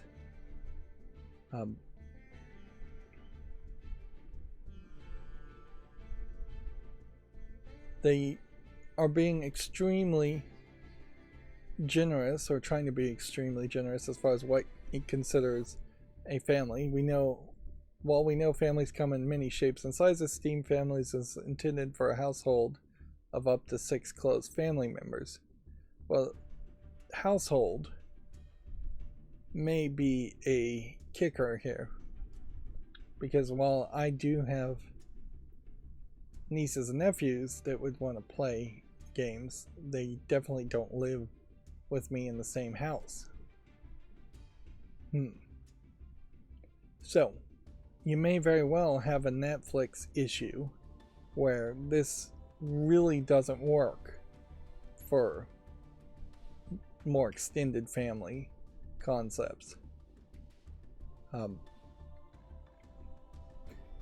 Of course, you could always have VPNs and have people VPN into one location. Set up WireGuard for something like that. But making a VPN tunnel to make multiple households seem like one household only gets you so far before you get detected. Anyways, I suspect, because so this may be the kicker. They're saying to that end, they're going to monitor the uses of this feature, and they may adjust the requirements for participating in the Steam family or the number of members over time to keep usage in line with this intent. If you leave a Steam family, and I imagine adults can leave, children probably need to ask for permission to leave. Yeah, children cannot leave themselves and must be removed by an adult in the family. Noticeably, though, there is a good question about if you have like a 17-year-old child account, does it automatically become an adult account when they turn 18? Is there a way to turn a child account to an adult account?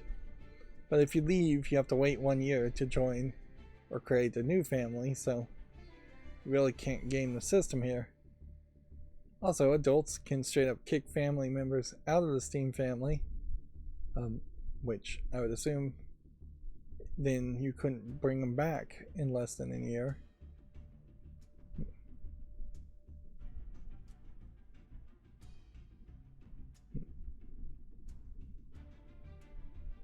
It's important to mention here that by joining the family, all games are automatically shared with other members of the family. Adult accounts can use parental controls after that fact to limit which games each child in the family can access. And that's going to be a big issue, certainly. Because once you have a fairly large amount of accounts, I have plenty of Lego games, but I also have like Honey Pop, which is an adult game. Obviously, I don't want kids to see or know about Honey Pop, but I do want them to see the Lego games. There is also a danger here. If somebody gets caught cheating, the owner of that game, whoever is using it, will be banned in that game. So if you get back banned cheating in Counter-Strike, then the owner of that game is banned. Now, there are definitely some kinds of bans on Steam. They don't happen, you don't hear about them happening too often, where you might just lose access to your entire account. So you also have to be very careful about telling your kids to not cheat, to not install hacks or mods, to not do anything offensive or rude. Community guideline strikes are not really talked about on Steam either, but almost certainly if you have a family member or a child that's getting on there and just cussing out people, that could cause a lot of trouble for a lot of people. So your kids have to be slightly trustworthy, and kids often aren't 100% trustworthy. So if you're currently in a Steam family sharing feature, they're saying set up Steam families instead, although they're not calling it families, even though that should be the phrasing that's always used. And if you're currently using Family View, Yeah, if you move over to family view, any existing family view settings associated with the account is going to be translated to families, and almost certainly family view and family sharing are going to go away. Here's that video where they built the orb launch trailer. They're just showing this video, and there's more detailed here. Whole bunch of Steam Decks, OLED Steam Decks, in an orb being filmed. Which I'm sure that was a interesting enough trailer. Let's see if we can watch it here, but I'm not sure it's that interesting to make a making of video around it. Anybody who had seen this trailer could pretty much see that they had just made a giant orb of Steam Decks and attached it to a metal frame grid. It's very much just a teaser trailer. I wouldn't say that's even a particularly good teaser trailer for a Steam Deck OLED. I would imagine what you would want to show is just a bunch of people, paid actors, going, "Wow, that's so bright! Wow, that's so bright! Wow, that's so bright!" And then you reveal the Steam OLED, or "Wow, that's amazing! Wow, that's so bright! Wow, that looks so good!" And then never show what they're reacting to. And then reveal that after you build up some intrigue that it's a Steam Deck OLED. This is very much, we made Portal, so let's make something that looks like a Portal sphere. Or we're obsessed with spheres, so let's make a sphere. Commercial. And my suggestion there for the commercial and what they really did probably highlights how Steam themselves are, and Valve themselves are perhaps too focused on the technology and not focused enough on people. I think you've sold everybody who's willing to buy the Steam Deck based on the technology. Now is the time to sell it like Nintendo would sell a Nintendo Switch, which is to have friends and family playing the Switch together and showing that they're having a great time. Sell the promise of entertainment and people enjoying it and humans interacting with it. Do I have anything else to say here? No. That household rule in particular is going to be the sticker, and it will be interesting to see how much that gets enforced. I wouldn't be surprised if it's enforced as much as multi-household sharing rules seem to be implemented and increasingly getting implemented in everything. And certainly it is not taking into account at least a two household concept. I imagine there are a lot of, I hate to use the phrase broken families, but that is probably the best phrase to use. There are a lot of broken families out there where husband and wife have divorced and are in the process of divorce, and a kid spends weekends at the father's house and weekdays at the mother's house, and they may be in completely different houses, cities, and so there's that. There's also just vacations and visiting other family members where you might want to play some games in those cases.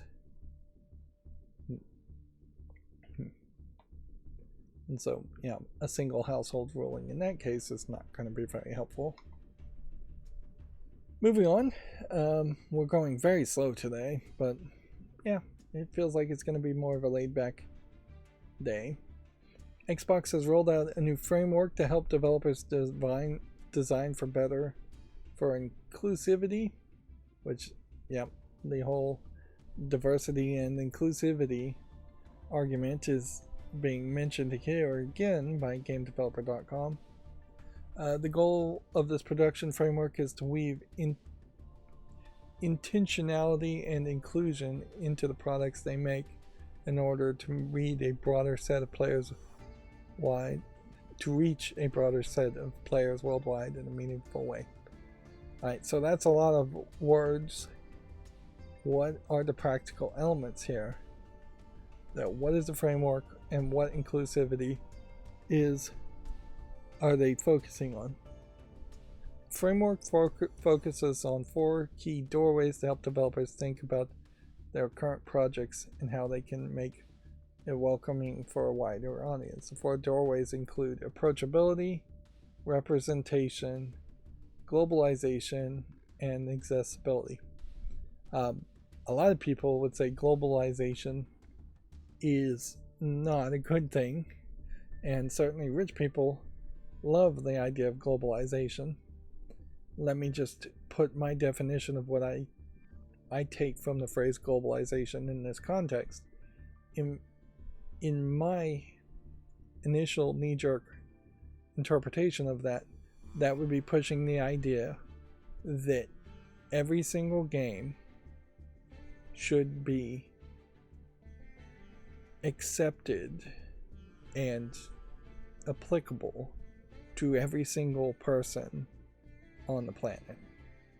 That every single consumer, every gamer on the planet, regardless of where they are, who they are, where they were raised, should like the game, should play the game, should purchase the game. And it should just be consumers are not unique, and that there shouldn't really be different products for different regions or different tastes.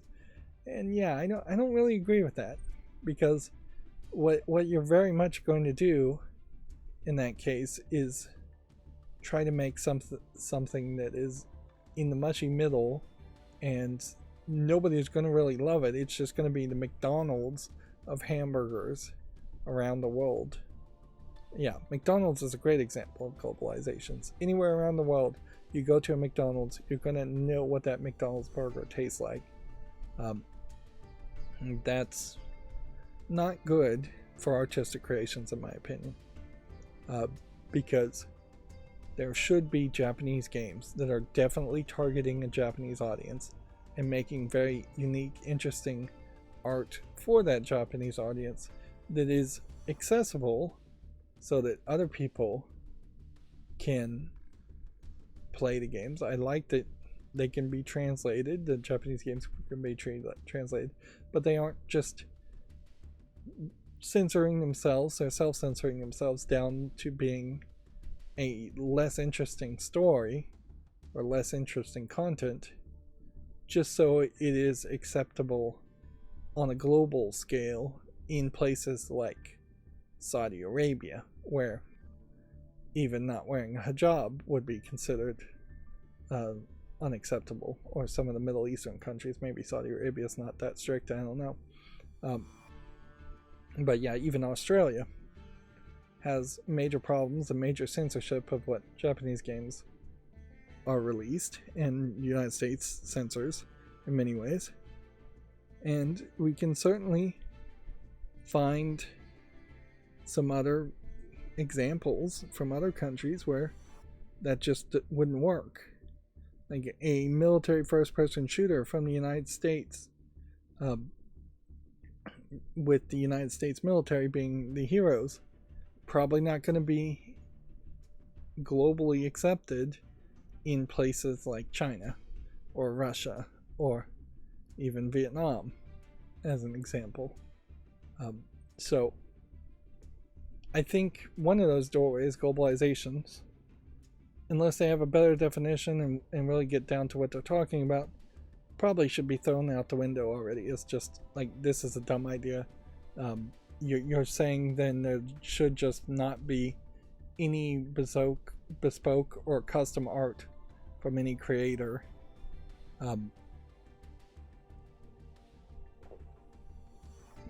And it definitely feels like it's going to come down to the arguments of, you're going to have to make a game, every single game, have at least one Asian, at least one black guy, at least one lesbian, at least one gay guy, at least one transgender person. It's going to be the, I want to say Power Rangers, but I'm actually thinking of the Captain Planet team more, or the Burger King's Kids Club team. It's going to be something like that, where you're going to have a token white guy and a token black guy and a token gay person, and it will just be a lot of tokenism to include everybody. And still that won't really work, because Asian people will say, why is there a black guy in this story? It doesn't make any sense that there's a black guy. We don't see any black people in Asia, so we don't have that feeling that there should be so many black people in games.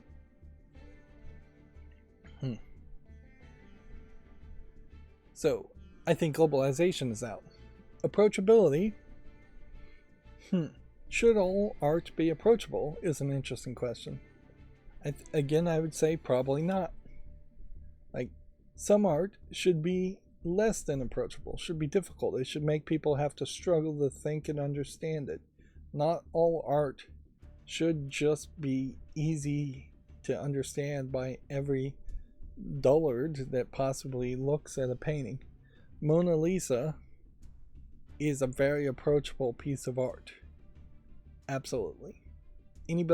Almost anybody can look at and approach and understand what the Mona Lisa painting is about. Whereas Salvador Dali paintings, which are highly surreal and odd and abstract, those are definitely not approachable for a large amount of people.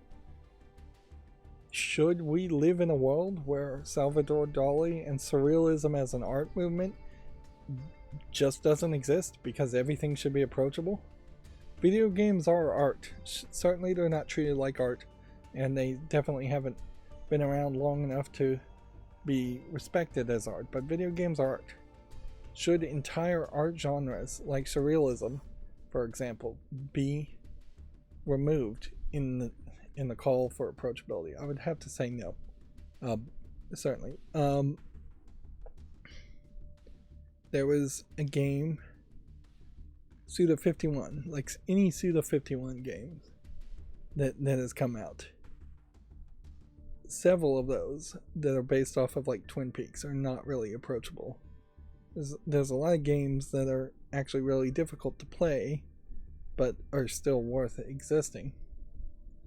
Representation. You could certainly twist representation to mean proper representation of people. So when you do have a black guy in a game, you're representing them appropriately and realistically. You're not white knighting the black guy and making them the super elite uber hacker, and you're not also straw manning them and making them the Ebonic speaking, pants sagging gangster rapper character. Although, in fairness, if you were depicting an actual Ebonic speaking gangster rapper character, then that would be appropriate representation in that case. And in many cases, there might be stories where that would be appropriate. Of course, it's just very risky and pointless if the story isn't naturally telling that story anyways. Like, cramming in a character for representation is what I think most people have a problem with. And then accessibility, for the most part, most people can't really argue against accessibility, although sometimes some of the accessibility platform elements are kind of crazy.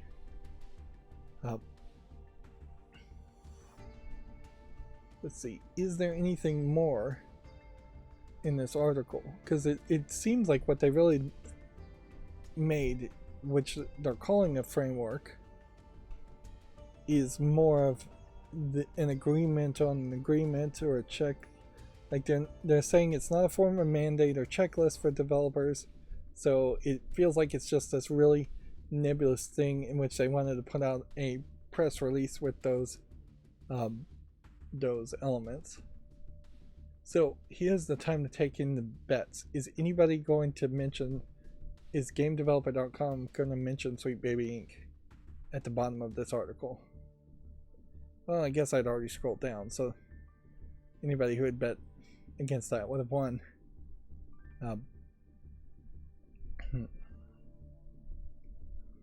I definitely would like to see what's really being said and what this framework really says in its details, and just see how long it may actually be. Yeah. Let's see.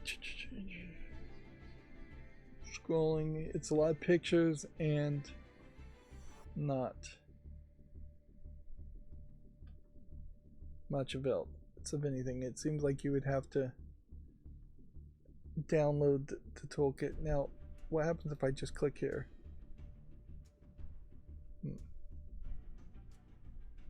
Yeah. So they made just like several pages, but in this case, the pages are, I'm not sure if this metrics measuring progress is even part of the page. Approachability, product inclusion actions. Yes. So it actually seems like it is very little text, unless you're supposed to download the toolkit to get more.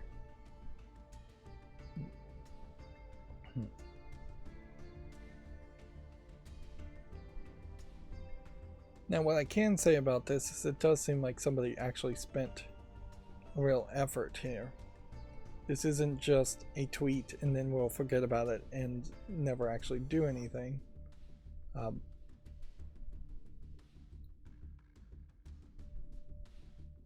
Globalization, I feel at home. That seems a weird phrase to use.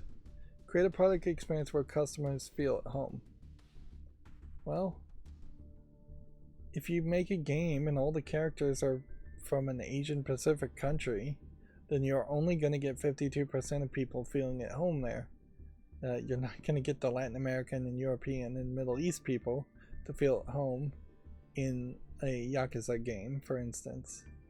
They may love to play Yakuza games, fine, but that's not going to feel like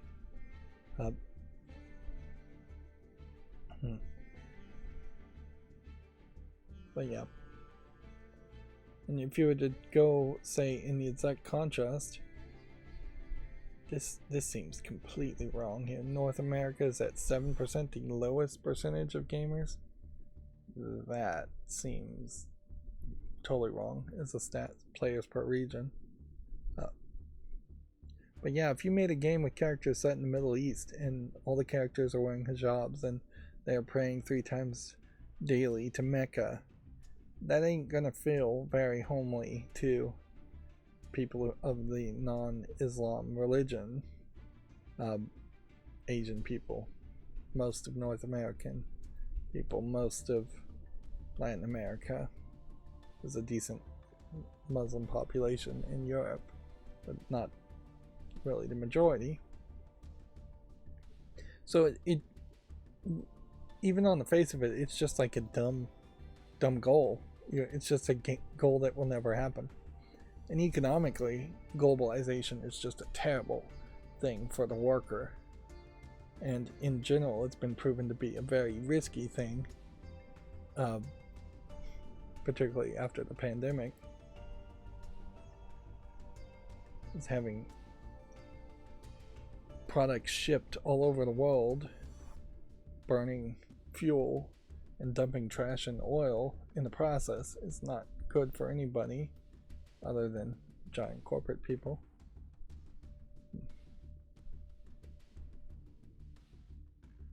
But yeah, this definitely seems like this is all somebody is really concerned about this and really put effort into it, which is applaudable, certainly. You have a spectrum of the rainbow that seems like it's kind of going out of the way to not look like an LGBT flag, and noticeably they're not really spending much time just overly focusing on representation and LGBTQ plus people, which is probably a good move also, is to just try and do your best to represent everybody more equally. But yeah, on the face of it, it doesn't really show that much or say that much. So we can't.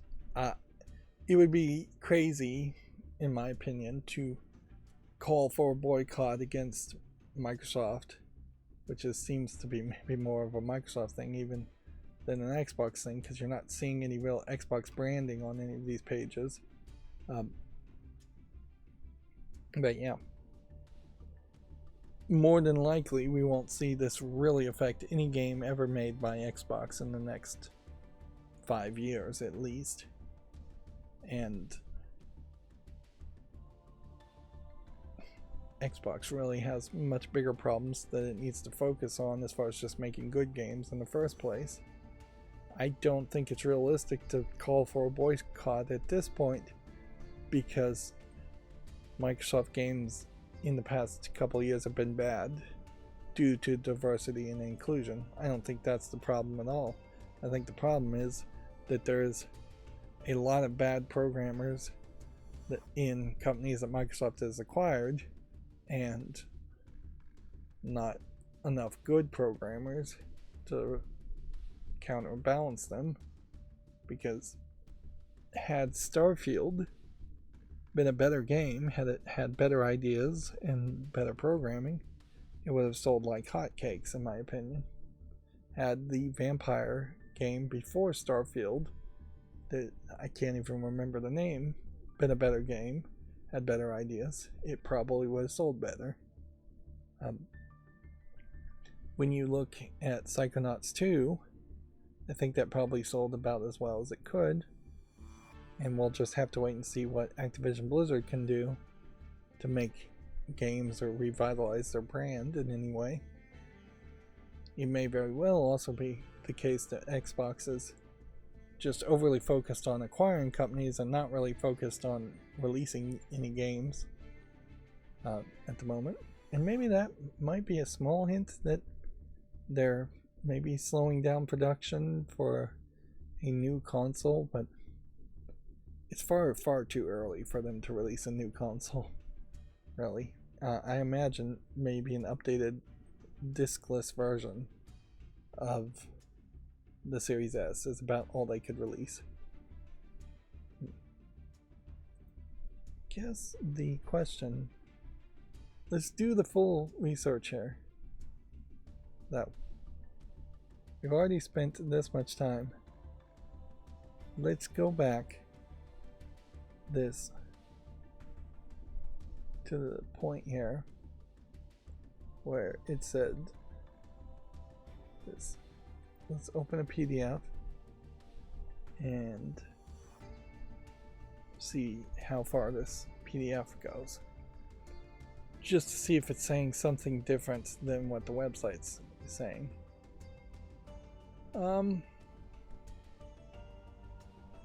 Nope.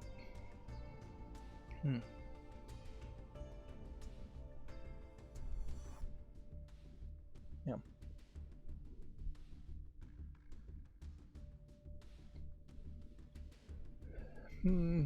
Doesn't seem like there's really anything more being shown here, although interestingly, this engage local markets.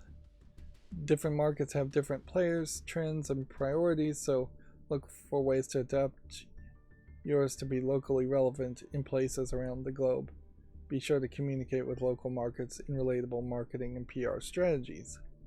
This is under globalization. That's the exact opposite of globalization by my definition. Designed for our global customers. Yeah. So far they aren't saying anything. at least on the face of it. Who knows what's being said behind doors? An interesting non-video game news article that can kind of reveal how much might be being done behind the scenes versus what is being said and done in the public. There has been this TV commercial for a website called HeGetsUs.com that is like a Christian website, or at least it seems like it's just a generic Christian website, and is actually very, when I looked at it, very conspicuous in the fact that it doesn't really seem like it has any kind of real goal. And people on Reddit were talking about it and talking about when you start filling out the forms and that they're asking questions about on He Gets Us, they're asking quite a lot of personal details that you really wouldn't need for just a advocacy group that you would assume was just promoting Christianity or like something like that. Well, on the second round of me noticing this He Gets Us website, people online were able to find that it actually was pretty much a political action committee type, although technically probably not a political action committee. It's pretty much a funnel company that is funneling a lot of money from the from people to anti-LGBT people groups and anti-pro-choice causes, and that it is actually extremely right-wing and conservative organization that is putting on the facade of being very opening and welcoming in its commercials, but then funneling any money it gets to known anti-LGBT groups. In the example of Microsoft, I don't think they're doing anything like that, but I wouldn't be surprised if their Four Doors framework leads to a lot of closed door meetings between game developers where they talk about a lot of things and say a lot of things that most people in public would not agree with or not want to see happening, which in part is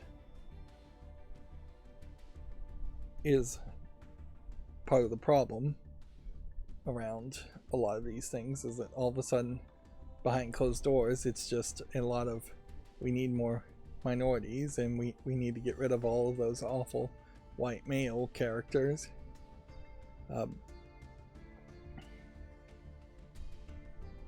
Which honestly I would like to think about, what was the last time a game even had a rich white male character that actually succeeded as far as a new series. Maybe the most recent Far Cry game, maybe in that case. But yeah, I don't know. I'd have to think about it. Batman games, I guess, but when's the last time we had Bruce Wayne as Batman as the main protagonist? I mean, Arkham Knights, I guess, technically had some white male characters in it. I wouldn't include this because it's not a relatively recent game. I wanted to point this out. Telltale, the shell of Telltale, they're saying the real Telltale, not true, because the real Telltale company has gone bankrupt and most of their staff was laid off. But the people who own the rights to the Telltale games are promoting buying their games on sale on Good Old Games, in a spring sale for Good Old Games, instead of promoting those games on Steam, which I guess they already did. So I suppose for a company, that is exactly what you should do, is just promote it on the different platforms. I definitely don't think that there is a real comparison, though, between buying things on Good Old Games versus Steam. Steam just offers so many better offers. Yes, Good Old Games is technically DRM free, and Steam is DRM. It's just a really well programmed DRM. Am I not following Steam? Yeah, I am. Moving on, Video Games Chronicle has all the big news from Epic's State of Unreal presentation roundup. It included Unreal Engine 5.4, updates for Fortnite and Rocket Racing, and an Epic Games Store on mobile.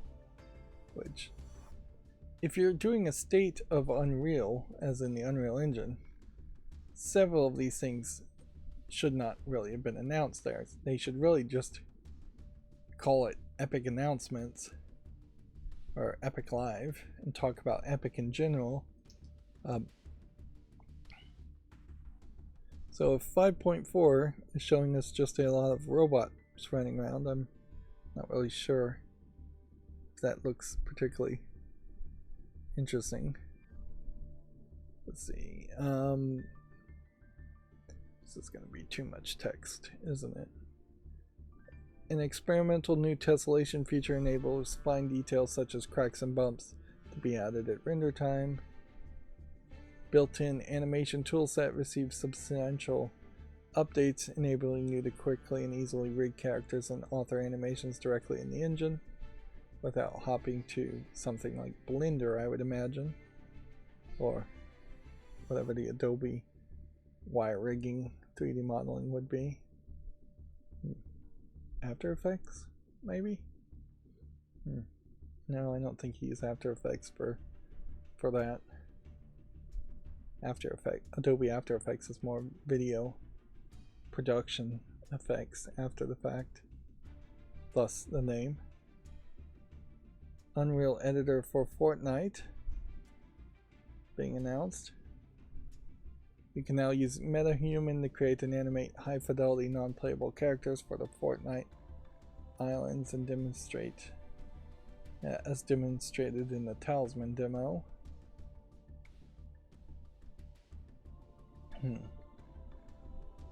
Lego assets are now available for Fortnite Creative and Unreal Engine Fortnite, whatever that stood for. Unreal Editor for Fortnite. It's not an initialism, is it? It should be UEF, not N. It should be UEF, and that's it, or UEFF. But the N for Fortnite doesn't make any sense, since Fortnite is one word.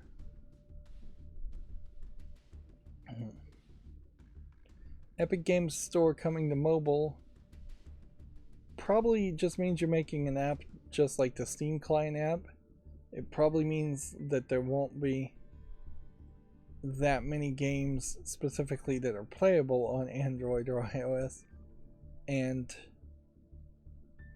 this almost certainly is just Epic making its own app so that it could sell V-Bucks and install Fortnite on Apple products and Apple phones, at least in Europe. So the real meat and potatoes here would be in this new Unreal Engine. And I would say watch this, but this is an hour and a half of presentation. Although it is interesting to point out just how big this stage is compared to, let's see if we can see the audience here. Look how huge this stage is compared to the tiny little hotel conference room that the Unity engine most recent presentation was around. There's a lot of animation being shown here. And some of these I think are actual teases for games, but I think a lot of this is just speculative test animations to show off what they think Unreal can do. And at a certain level, Unreal still is very much at the head of the pack. We're nowhere close to the point where if you want a hyper-realistic, best graphics, ray tracing game that's a shooter to be made, there's no point to trying Unity. There's no point in trying Godot if you need the game to be out in a couple years. And you either are going to go with Unreal Engine or you're going to potentially try some internal first-party engine if you already have an internal first-party engine. But even on that, that's pretty much just a Source engine and a Crysis engine, and it's not like there's a new Source engine game that looks amazing, or there's a new Crysis game that's been released recently that looks amazing. Let's see, Steam Deck. Well, you talked about the making of the orb video. GameDeveloper.com had this GDC presentation avoiding the compliment sandwich techniques for mentoring others in the art of level design, which, yeah, I think people who do things like the compliment sandwiches are probably the example of managers who don't really know how to manage or don't really have anything important to say. If your job is just to put on a pretense that you're dealing with people by making compliment sandwiches, that's a problem. I am definitely of two minds here. I know a lot of people get butthurt if you criticize them, artists in particular, if you give them any criticism at all. And I have said many times in the past that critics are not for artists, and artists really shouldn't listen to critics, and they should just make whatever they want and let the critics criticize the games or the whatever art they're making for the people who might buy their product. Artists should just be satisfied with creating what they wanted in the first place in a vacuum. Critics are about telling the populace, that everybody else, whether the critic thinks a game or an art piece is worth purchasing or playing. But yeah, in general, people do get butthurt when they're criticized and don't listen to criticism. Unfortunately, in general, people don't listen at all. So then you've got that real problem of, is it even worth telling people something if they're not going to listen? And if you're a boss, you kind of have to tell people something, which creates this weird situation where in a lot of cases a boss may just tell you something and the artist may just ignore it and see if they get fired or see if they get yelled at or not. But yeah, I would say avoid any technique that has a cutesy name like compliment sandwich. If you can't avoid that, then compliment sandwich is not the worst technique ever. To say something positive, and then say something negative and then end in something positive. But then there is the fake compliment sandwich and a real compliment sandwich, and the vast majority of compliment sandwiches are fake in that you say something fake or stupid as a positive, then you say your real issue, which is the negative, and then you say something stupid and fake as a positive. And you can defeat a compliment sandwich pretty easily by just going, oh, well, I only heard the positive at the beginning and the end, and I totally forgot about or wasn't paying attention to the negative in the middle. Like, whereas if people were honestly dealing with each other, and people wouldn't get so emotionally attached or reactive to criticisms or guidance, you would just say the criticism or the guidance.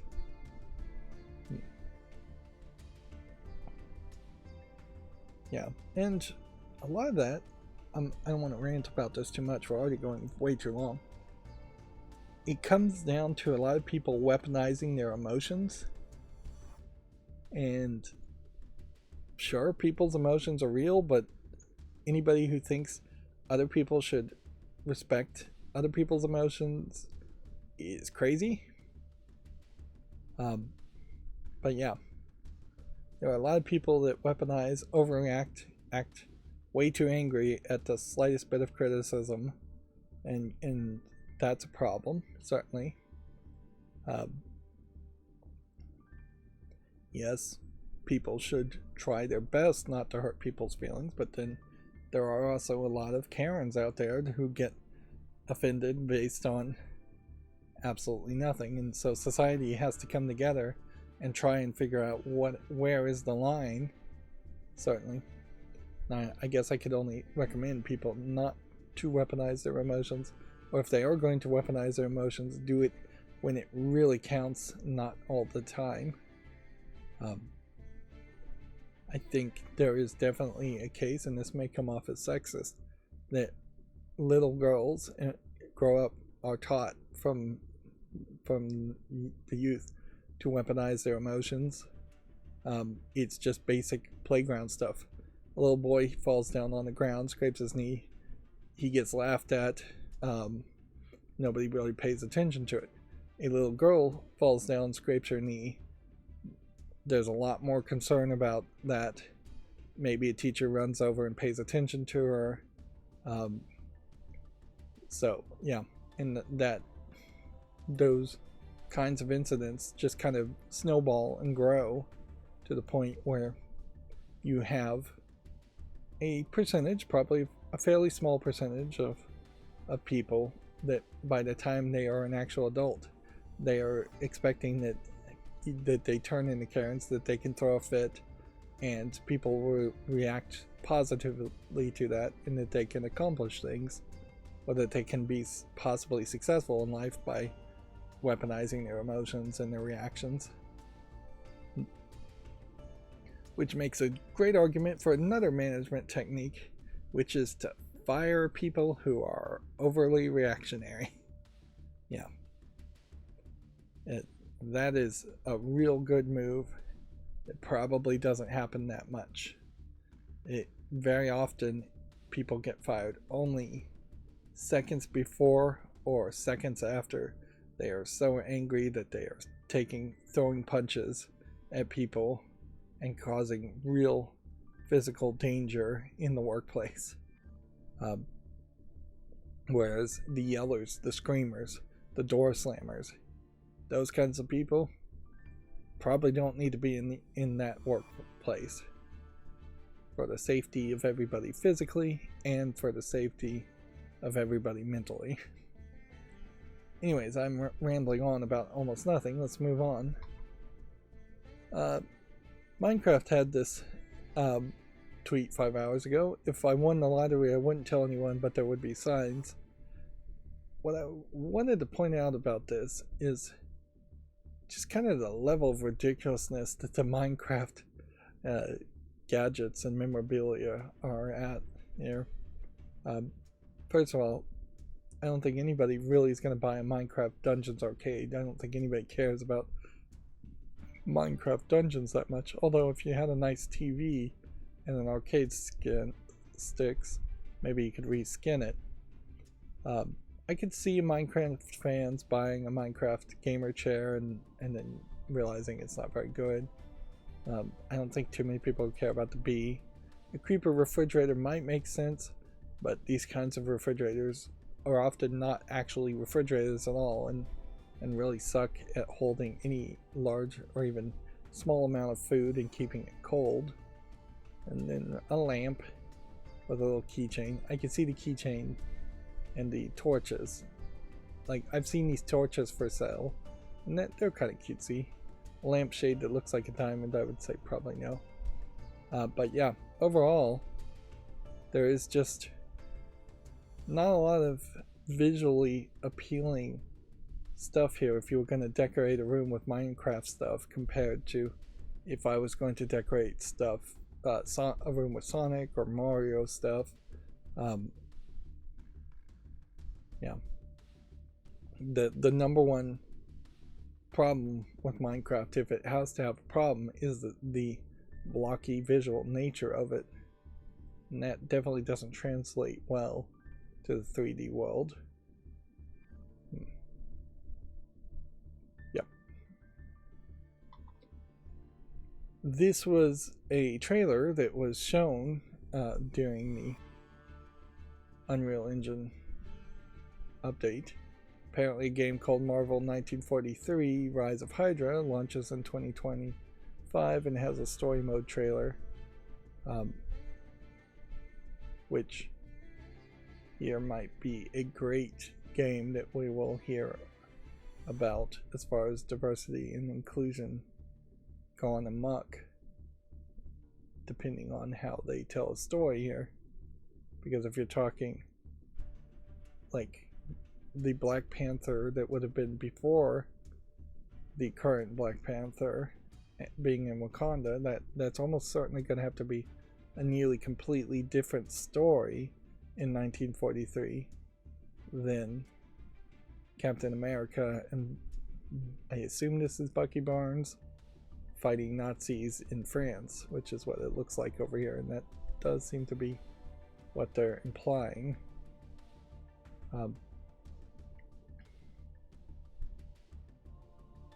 Yeah, and I don't even know who that character is supposed to be. Let's see if we can maybe watch this trailer for a little bit. Visually, this looks really good, but this very much may not be any way representative of what the actual game is when it comes out. As far as this Captain America suit and that Captain America face, that doesn't look amazing. Let's see, Skydance has mostly just tried to make games that are sort of like Telltale games. So if they can get the animation better, that would be great, but if in the end the actual gameplay mechanic here is going to be mostly dialogue choices,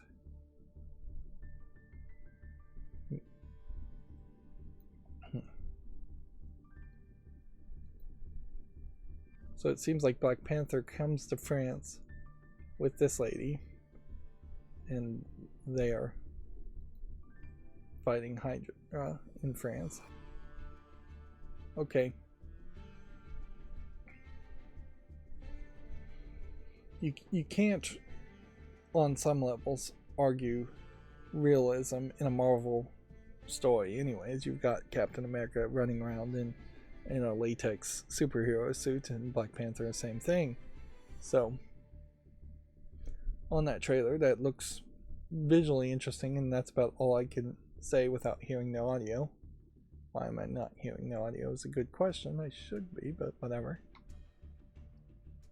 Weirdly, GameDeveloper.com is pointing out that Obsidian's Alpha Protocol has gotten a surprise relisting on PC. The cult classic is back in action after being missing in action since 2019.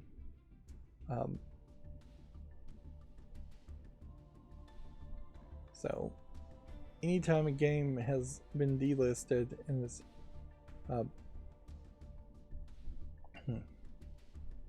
been relisted, it probably makes a lot of sense to grab it if you want to own it. Although I really don't know anything about Alpha Protocol. They are pointing out that Obsidian has been owned by Microsoft for nearly 6 years, so perhaps it's just taken Microsoft 6 years to realize the game was not available for purchase. Or this is a case in particular where this has only been listed on Good Old Games, and Good Old Games is going out of its way to pay some kind of renewed licensing fee to have it once again on Good Old Games. I wouldn't be surprised if that's exactly the case, where Good Old Games is just paying Microsoft some amount of money to relist the game. Let's see. Video Games Chronicle says Xbox is making changes to its Microsoft Rewards program The aim is to give players a simplified rewards experience. And twice now we've seen Xbox show more of a rainbow collection of colors, which maybe this is the new branding, that we are going to see purples, pinks, oranges, and greens instead of just green and white or black and white. Of course, this is the rewards program, so I don't think too many people were really getting much out of the rewards program. This isn't the achievements program.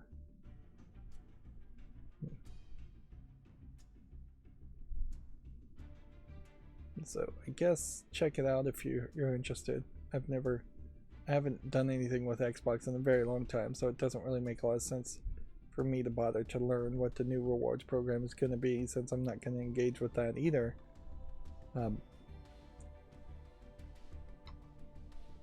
The IGN management, according to GameDeveloper.com, has laid off 3 union members in a, quote, massive breach of trust, nearly a month after successfully unionizing. The IGN's Creators Guild has lost 3 members due to what it called legal acrobatics from management. So here's where you have your first test after everybody signing up on union cards and the company potentially giving up on fighting that. The unionization effort to start with is you'll have management fire people. Management will definitely try to fire people and find excuses to fire people, particularly people that they have grief with, or people who are high up in seniority, or people who led towards unionization in particular. And without a real contract in place between the union and the company, it is going to be much more difficult to fight these kinds of terminations and undo these kinds of terminations. This is potentially going to be a case where the union has 2 options other than just ignoring it, which is to have everybody go on a general massive strike and make IGN suffer quite a bit. Now, IGN is a mainstream video game journalism website. It's not a game developer, so in a funny way, this really is not an appropriate headline or story for GameDeveloper.com. But yeah, they can either go on strike, or they can try to fight it in the courts and take funds that they might have, which they probably don't have that much funds since they're so new. They're only a month old, to create entire legal complaints. Let's see if we can find a specific claim.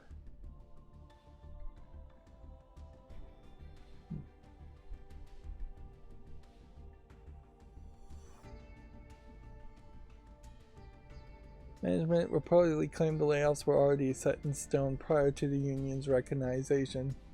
Even so, the guild argued that this is a massive breach of trust between union employees and management.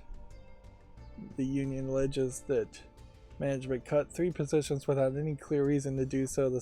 The site is in no economic distress, and these reductions were made without prior consultation with the union. Yeah.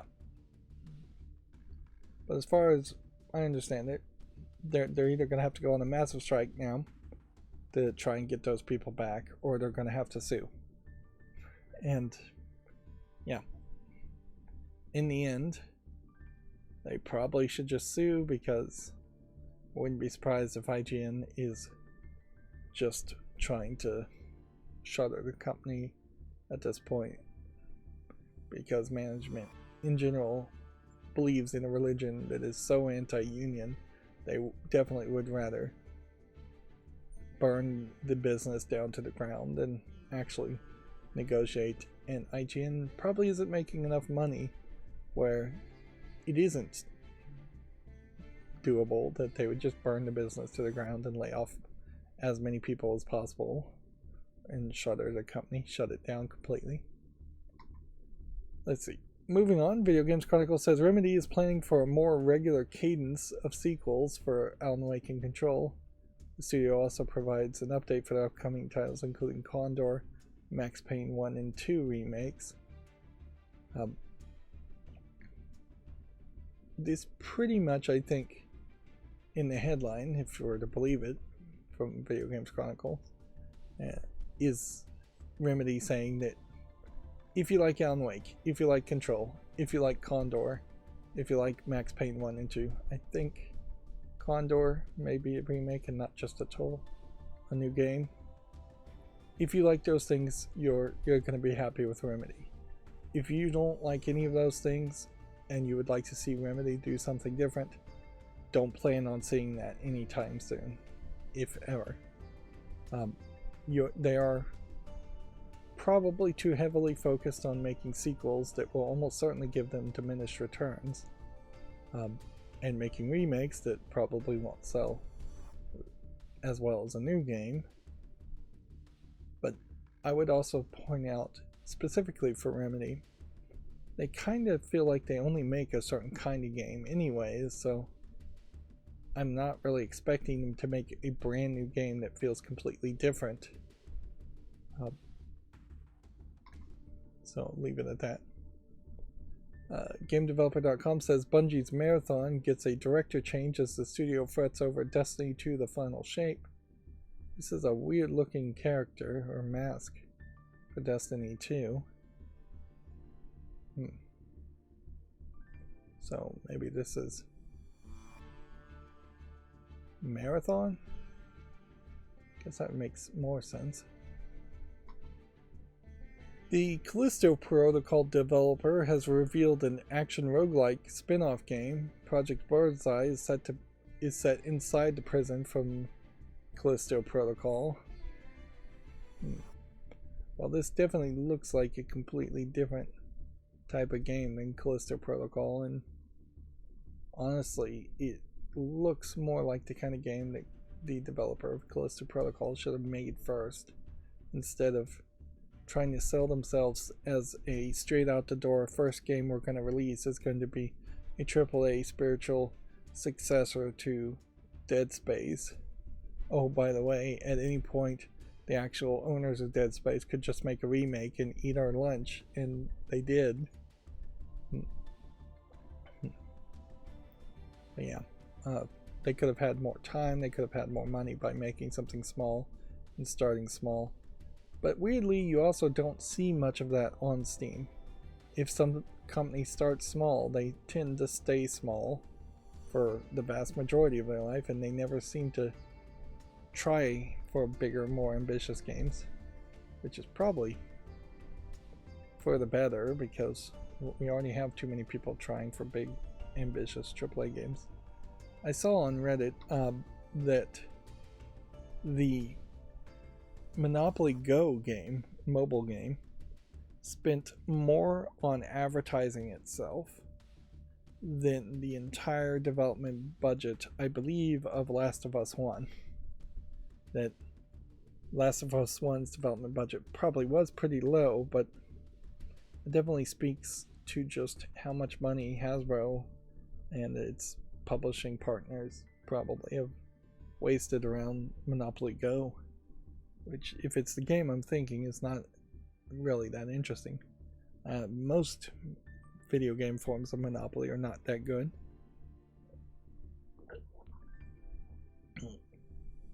So this is somewhat big news. On Sunday, a few professional Apex Legends players' accounts were hacked during an ALGS event. I assume that is Apex Legends something. Games and player security are of their highest priority, which is why we paused the competition to address the issue immediately. The teams have deployed the first of a layered series of updates to protect the Apex Legends player community and create a secure experience for everyone.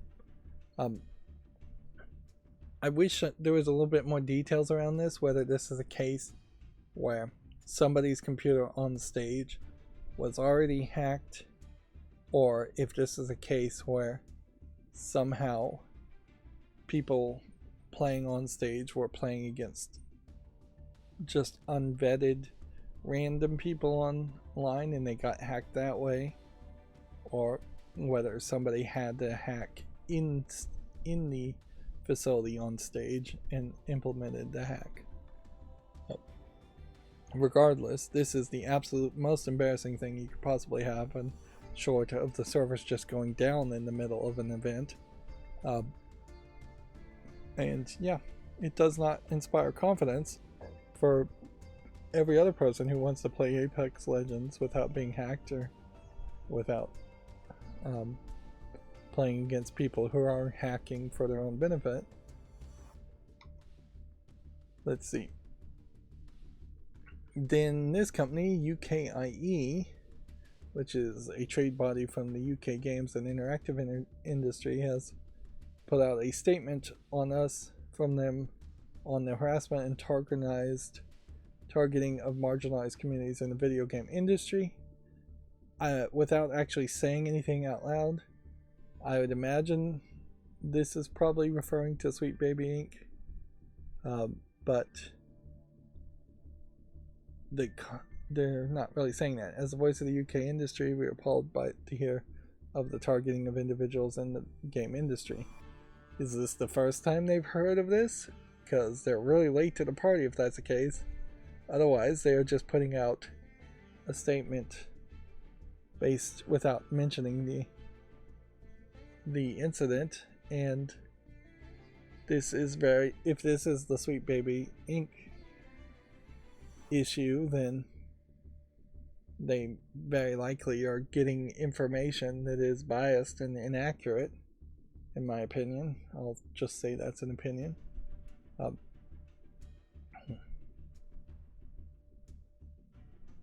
But yeah, this is just not mentioning anything at all.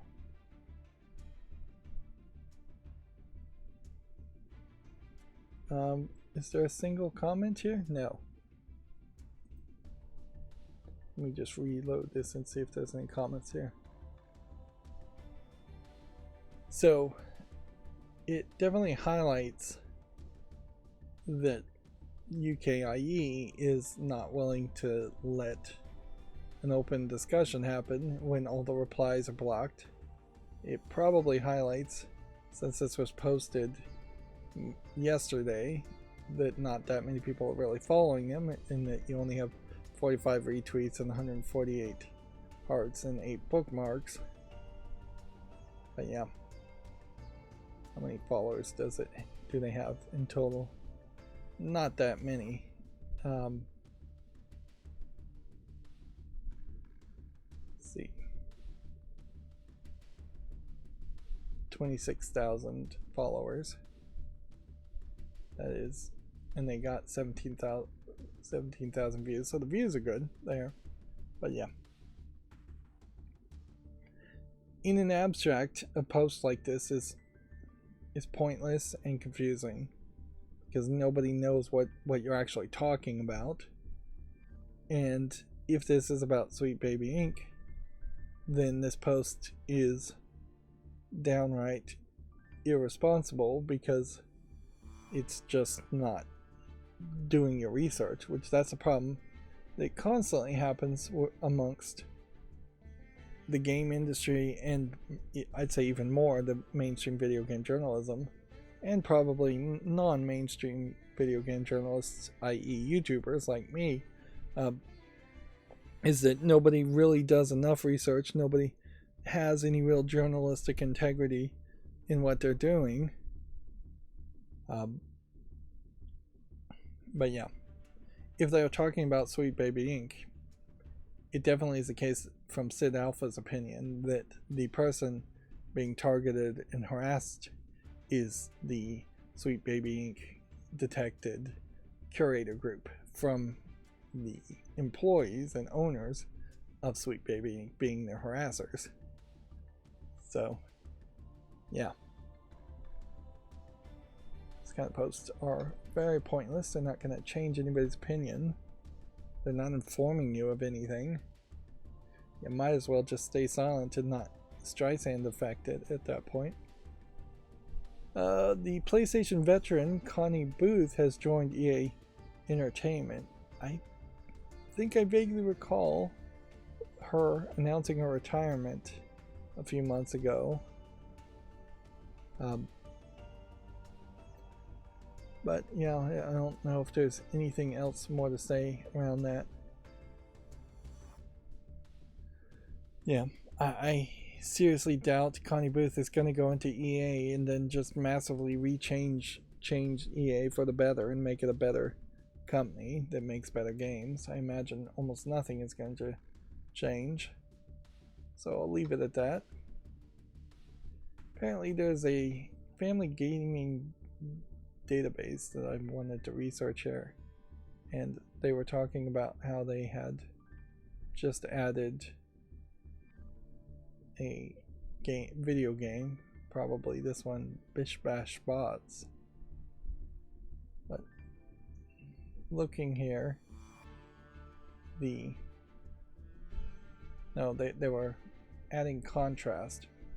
I'd say Contrast is probably family friendly, but there is also, it is Peggy 12 or ESRB teen, so depending on the age of your family, there's definitely some aspects in Contrast and some aspects in almost every game that doesn't really make it feel 100% E for everyone.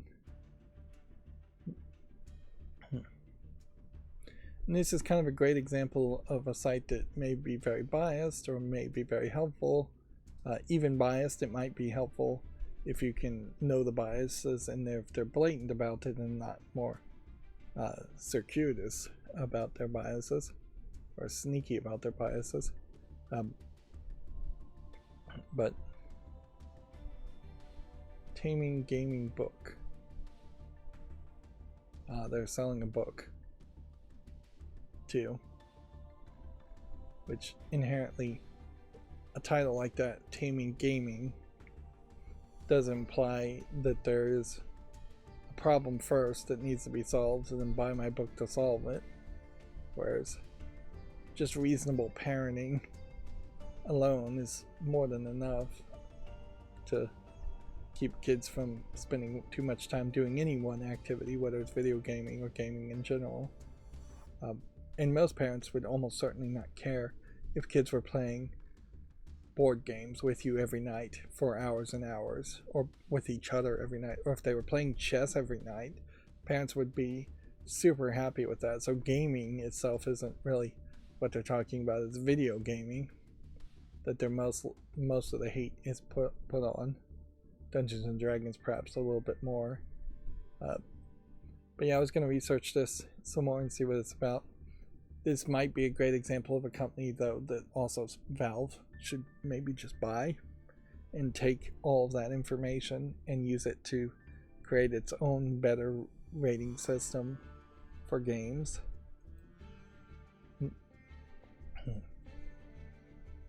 Let's see. Video Games Chronicle says Zelda Wind Waker HD is now more retro than the original was when it was released.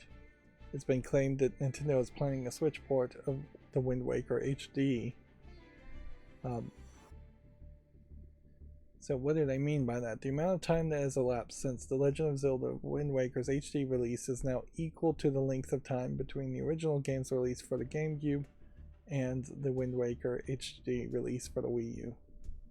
So we're looking for yet another re-release of Wind Waker now.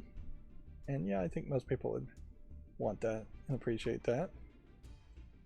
Overwatch 2 developers allege that the player versus event future is uncertain as story missions have become deprioritized. Which, yeah, that feels like that's another problem, certainly with Overwatch 2. And I'm gonna have to take another bathroom break, man. Sorry about this. So I'm gonna be right back. Okay, I'm back. Sorry about that. So I was going to talk about censored gaming. I talk about them pretty much every stream at this point. They, as long as they're posting, or he is posting, Dan, it's one guy. Same is true for Gamatsu, as far as I can tell. There's one guy that runs Censored Gaming, one guy that runs Gamatsu, and I like both of those websites. And then there's definitely multiple people who are running Video Games Chronicle and GameDeveloper.com, and those are websites that I use, but I don't particularly always like. But yeah, the Final Fantasy VII Remake patch has changed ending dialogue and altered the outfit. And alters an outfit. I wouldn't say it's particularly this outfit that's been altered. So, one would assume that the first dialogue was, "I miss it, the steel sky." And then they've dumbed down the translation, I would assume, in the patch to "this sky. I don't like it." And yeah, that seems like perhaps one of those might be a more literal translation than the other. But seems to me like when you're going to patch something, you probably shouldn't change dialogue. As far as changing outfits, there's some bigger issues certainly there. We talked also about Rise of Ronin has a censored 0D version in Japan. But then before that, his most recent post would have been March 2nd, so there's quite a gap there of a couple of weeks when I assume he was working on moving out of the moldy place he was living, covered in mold.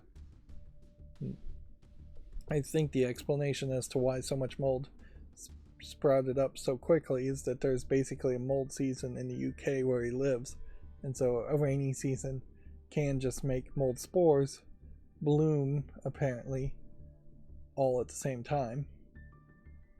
Let's see if we can watch this video to see if we can see the outfit.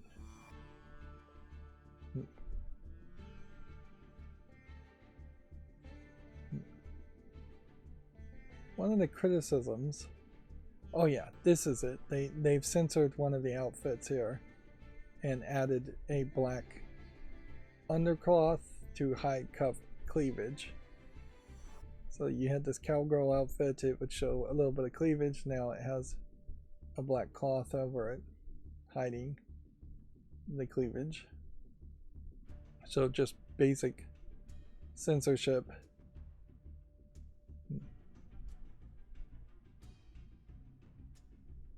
But yeah. Yeah, they translated it worse. "I miss it, the steel sky" is a way better line than "the sky, I don't like it."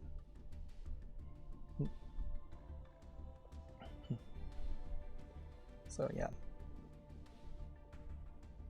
But yeah, I remember seeing that censorship on the outfit, and probably didn't mention it. Let's see. Alright. We have 3 more big newses, and then I'm gonna wrap this up as quickly as possible. There's an obituary here from GameDeveloper.com. Jim Ward, a Dungeons and Dragons designer, or the Dungeons and Dragon designer, has died at age 72. 72 is still pretty young, but better than some of the ages we've seen more recently. Now, is this actually video game related? No, but at least in this case, they've once again found the picture of the guy, even if perhaps it's not the best picture for an obituary announcement.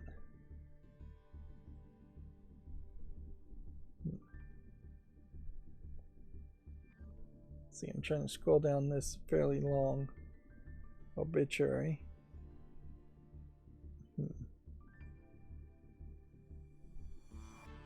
Designed the collectible card game for Dragon Ball Z by the late Akira Toriyama after leaving TSR, which was eventually acquired by Hasbro. But yeah, as far as I can scan on this obituary, he didn't actually make any video games.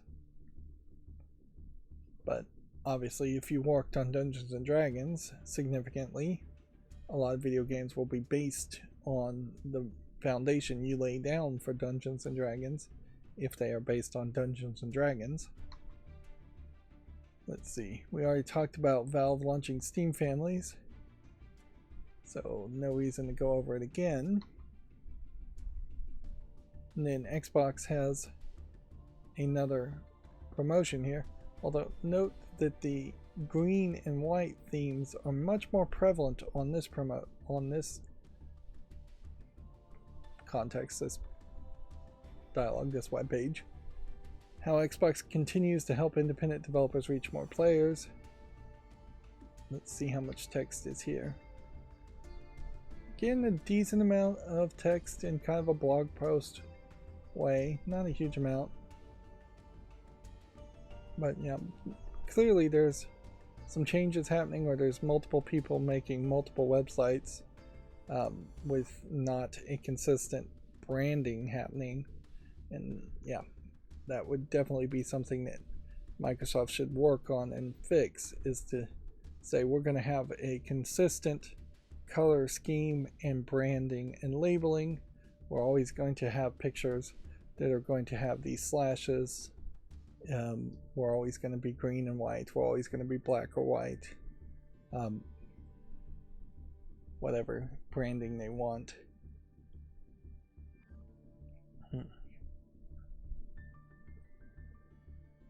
I would probably make an argument, though, just off the top of my head, that it almost certainly is not Xbox that is bringing independent gamers to more players, more than, say, the Nintendo eShop just being pretty open and allowing independent people to publish almost anything on the Nintendo eShop, of which there's way more people, kids mostly, that have Nintendo eShop accounts than Xbox accounts. Or Steam, which by far would be the most direct connection of independent developers reaching players.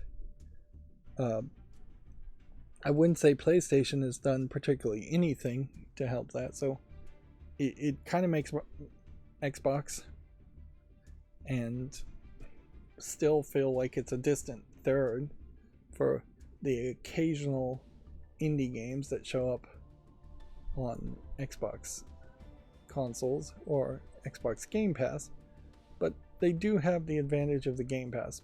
Nintendo doesn't have Game Pass, Steam doesn't have Game Pass, so if there is an indie game willing to be very cheap or free via the Xbox Game Pass, then that is one specific advantage that I think they can tout as how you might get your game amongst other people in front of new eyes, particularly if it's free and there's just only a time commitment. Gamers notably very bad at valuing their time compared to valuing their money. And certainly Hi-Fi Rush, which is not even being used as a screenshot here, might be kind of an example of a more indie game that gained great success. Is this Hi-Fi Rush? I don't think it is. Anyways, moving on. And then the first Princess Peach Showtime review in Famitsu says it's short but ideal according to Video Games Chronicles. Usually, we almost always get reviews from Gematsu if the magazine Famitsu in Japan is reviewing the game. Let's see if they gave it. Yeah, they gave it a 9, an 8, an 8, and an 8. That's 33 out of 40. That's pretty good, but not amazing. I can't help but think that this Princess Peach Showtime content is perhaps leftover content that was going to be in Mario Wonder, and they spun it off into its own game, or it was going to even be like a DLC element in Mario Wonder. On the other hand, I kind of have to wonder, why is this not bundled as DLC with Mario Wonder? Almost certainly I would suspect they should, down the line, 6 months, 6 weeks from now, sell a Super Mario Wonder and Princess Peach Showtime double pack to get this game in the hands of more, let's face it, boys, and see if you can get boys to actually want to play whatever this game actually is. But yeah, I look forward to seeing more reviews and more footage. I'm not sure I am going to see more reviews or footage, however. It might be a under-reviewed game. That is definitely a possibility. Okay, let's see if I can find... Nope. I did not prepare, so I need to open up and maximize a couple of windows. That will just take a second. That one and that one. Okay, that should work.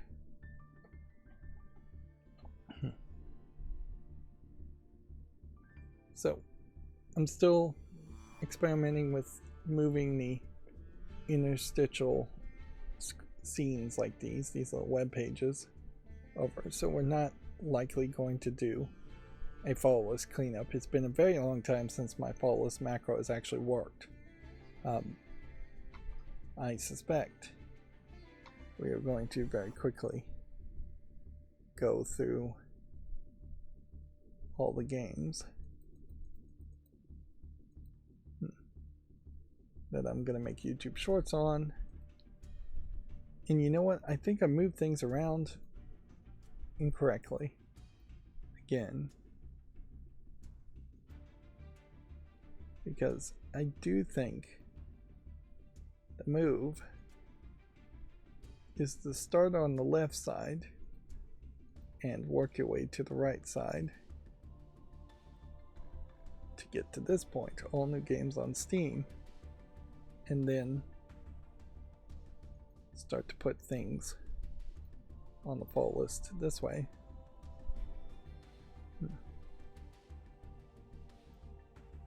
I guess the question here is that these might be games that I looked at before, or these might just be every single game.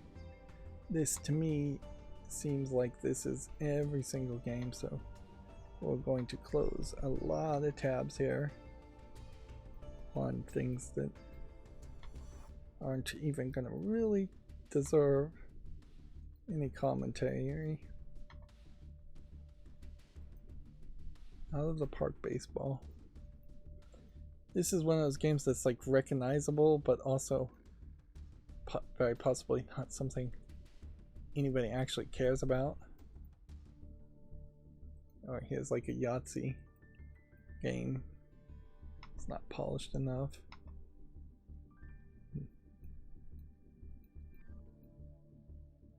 Give that a chance.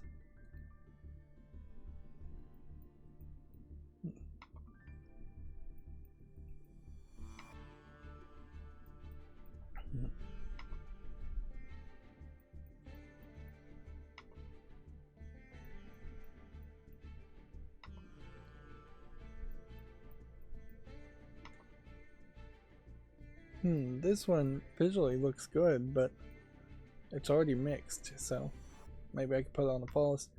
Although everything I put on the fall list really isn't getting anywhere, because my fall list is just getting bigger and bigger. That is certainly a thought. My Steam Deck OLED is arriving tomorrow. Perhaps the best, most efficient thing I could do is actually just go through the fall list and clean up the fall list from that point. And I am not sure if browsing the Steam website is actually particularly good on the Steam Deck. I kind of would assume that there should be. This is an interesting thing. Why is it mixed reviewed? Let's see. You kind of assume that the Steam website would be easily browsable. I like the game, but releasing this as a 1.0 is a big mistake. The game still has a lot of bugs, things that are not explained, things and other bunch of stuff that clearly need polish. If you're a fan of DF RimWorld, or if you like or the like, you will have fun, but be warned, the game is nowhere near a 1.0 status. So they set expectations too high by calling it 1.0. They're probably giving up on this game. So I'm going to say no to making a YouTube short or putting it on the follow list. Every single screenshot here is basically the same. More hidden cat games.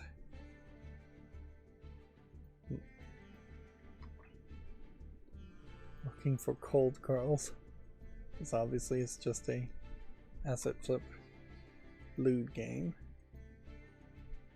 Sudoku. Move plus Sudoku. Sudoku. I'll put this on the follow list. I am wasting way too much time being obsessed with Sudoku lately. And that is definitely a danger, is that I just play a whole bunch of Sudoku on my Steam Deck OLED when there are other games to play. There's a lot of old games that I could go back and get achievements for. And there is definitely a question as far as maybe I could even change my whole style of making videos at some level. If I was just playing certain games where significant portions of the time I'm on the Steam Deck, I'm not recording, and then I'm only coming back and just making a synopsis review of some games, that would be much more in line with the way other people, non-long players, make content. Definitely would be more approaching fair use. More people would argue that that would be more fair use. I think what I do is still fair use, but only because I'm constantly talking over almost every second of text. This is a Star Wars ripoff game.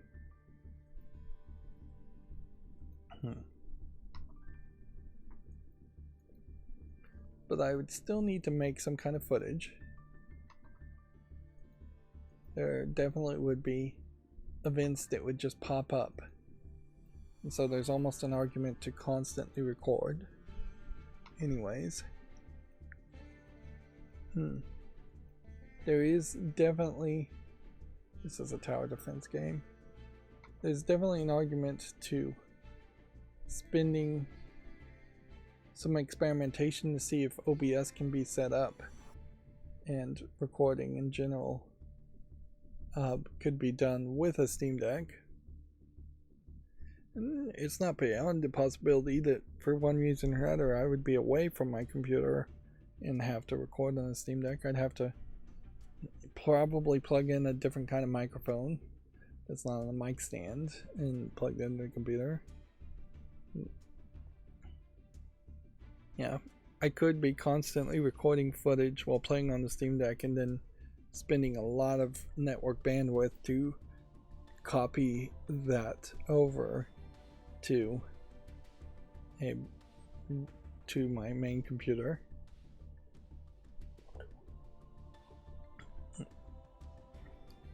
For the most part, if you're out and about playing on a Steam Deck, you're not going to be able to commentate and talk to the videos, talk while playing videos. So there definitely are some things here that would not work. Didn't know we could get all the way down to zeros on SteamDB. Anyways, let's look at the games on SteamDB and see if anything new has really changed. Seems like the source engine might have gotten a bump. And otherwise, as far as the top 15 or so, it looks to be about the same. Lost Epoch seems like it has fallen down to 18th spot. Call of Duty 16th spot. But the top 15 still seem to be about the same games over and over again. Which definitely makes an argument to maybe just stop looking at the top 15. And, well, really what you would have to do is look at the top 30 or so to get more of a up and down changing of games. There is also, I guess, an argument in making a chart like this that maybe I should just look for games that have changed position or games that have come out new. Of course, that wouldn't be a trending line chart at that point. So, as far as the trending line, Apex Legends gets hacked and it's way down. Also, their event gets postponed, so it goes way down. Helldivers 2 goes way down. Narca Blade Point staying the same. Tom Clancy Rainbow Six Siege. It's a weird game. Seems like most things have gone down. And maybe that's because summer more than anything else. Maybe kids are out and about and not just staying in house playing games. The spring sale is still going on. There is definitely no justification now that I know I'm actually getting the Steam Deck delivered. The shipping information on that was a little slow, in my opinion. I should have gotten a order purchased email within 5 minutes of actually purchasing the game. Here we have 68 reviews saying that Alone in the Dark is mostly positive.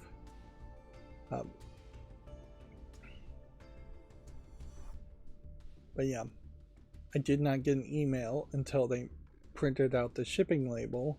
They did not ship the Steam Deck OLED for 12 to 24 hours after they printed out the shipping label.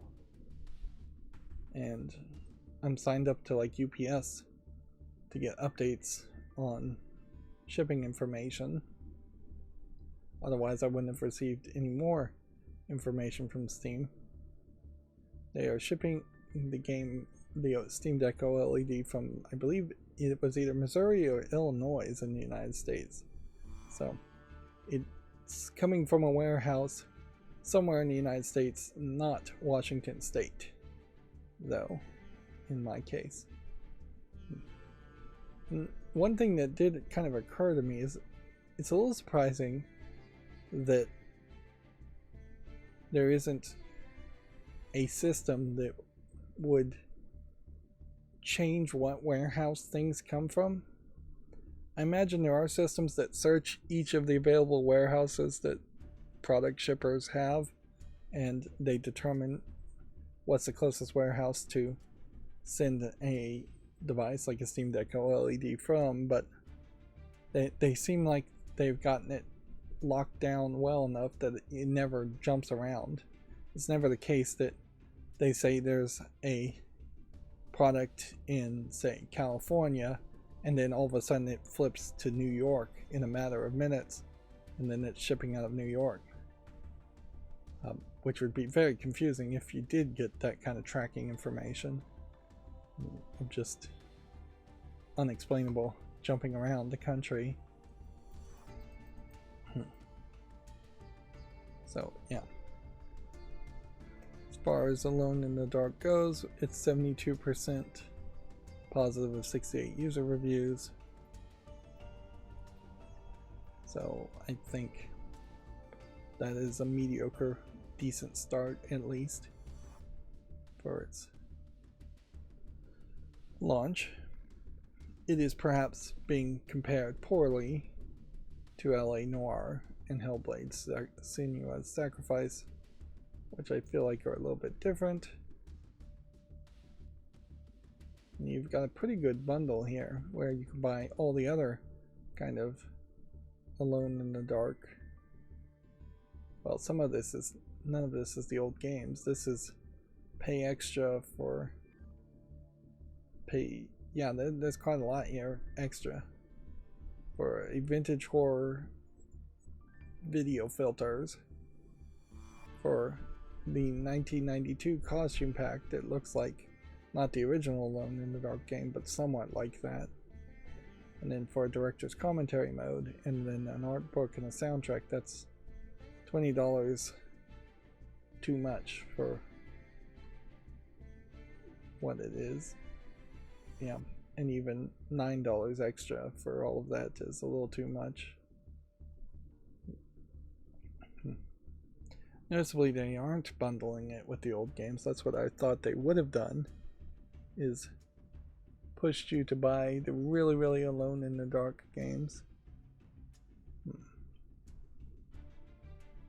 think maybe part of the problem here is you have named actors and actresses and 2 playable characters, where maybe the story would have been a little bit better if you had picked one character to play as, or forced the player to play as both characters if necessary. From the review I saw, it doesn't change the game very much whether you're playing as one character or the other. The dialogue just slightly changes, and it definitely doesn't feel like there's an argument to go back and play the second time as the other character. Also saw in the review, it seems to be that most of the fighting is in the later back half of the game, so if that's what you're expecting, I could see a lot of people being irritated. This is being published by THQ Nordic, which, yeah, I'm definitely not expecting it to save Embracer Group and THQ Nordic or financially. This very possibly will just be the last game ever published under Embracer and THQ Nordic. I wouldn't be surprised if they pull some legal shenanigans and sell the game, sell the license, sell the IP, sell THQ Nordic, sell Embracer Group. Let's go through the headlines fairly quickly. I suspect we probably talked about everything already today. Also, I suppose it's worth pointing out that I didn't even check to see if the headlines and chapters worked last time, so I dropped the ball there. It probably didn't work. It probably won't work today. Uncharted directors Marvel 1943 Rise of Hydra revealed. The game will star Captain America and Black Panther. So this is from the director of the Uncharted series, which, whenever they make those kinds of comparisons, it often means absolutely nothing. And I definitely wouldn't expect this game to feel or play like an Uncharted game that much. And when you talk about a director in a video game in particular, directors probably have a lot of influence, but they probably don't have as much influence as a movie director does, because there's just so much more programming and animation that gets done at the last second and just has to be approved, or that is done by other people who have more control over what's being created.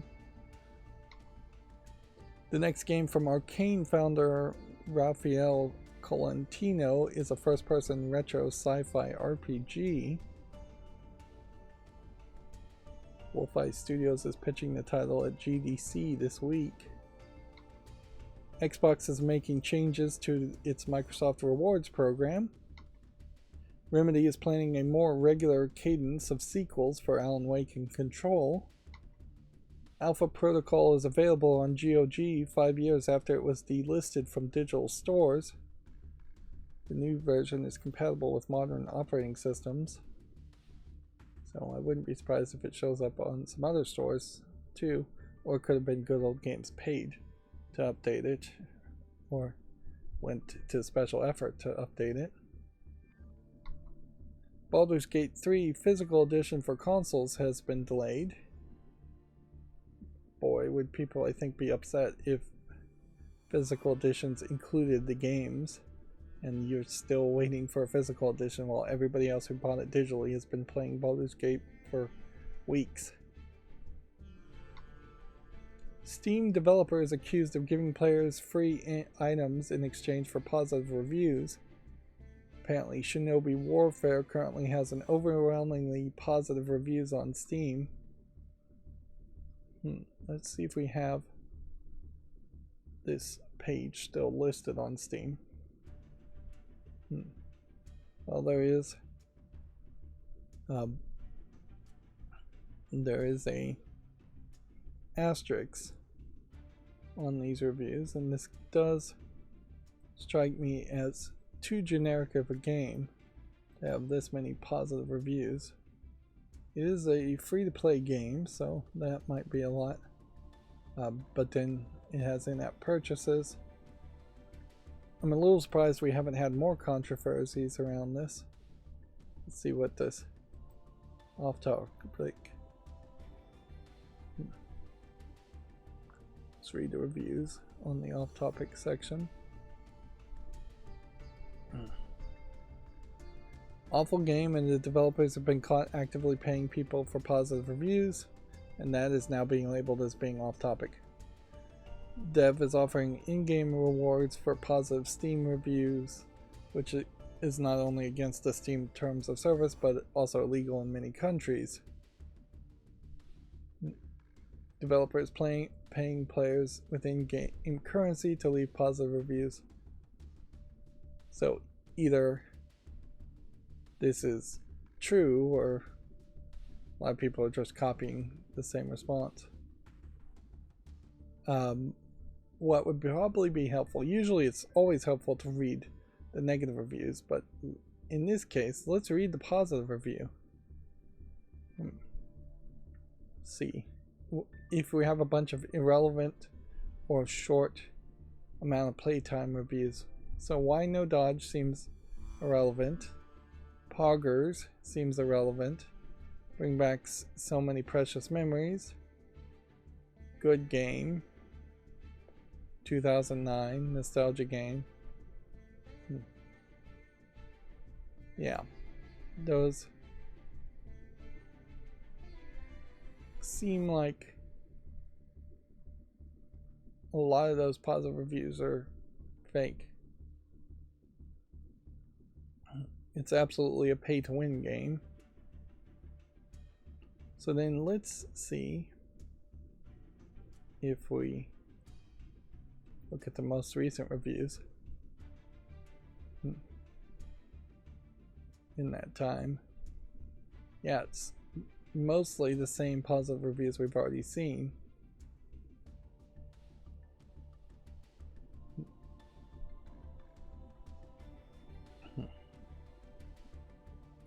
So, yeah. The other thing that would be helpful to get to the bottom of this is look at the number of reviews it was getting before. This is just not realistic. One would assume that the 21 positive reviews here may have been directly paid to just a few people to make positive reviews. And then the 171, well, this 167 may have been directly paid. And then this may have been directly paid as a second attempt at that. But yeah, it does seem like there's just a consistent 3-4 times as many comments even on slow days. 24 reviews here versus 20 reviews. Yeah. And that number of reviews is just way too high. And what's wrong with the flagging system? Let's see. Why can people not flag this as fraud? And Steam and Valve actually do something about it if it is actually fraudulent.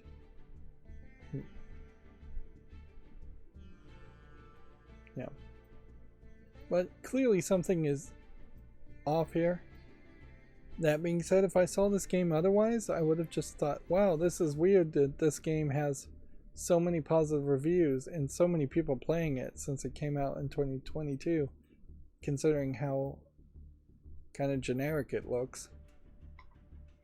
I almost certainly would fall for that and be tricked by this. Was there any real evidence here other than a Redditor?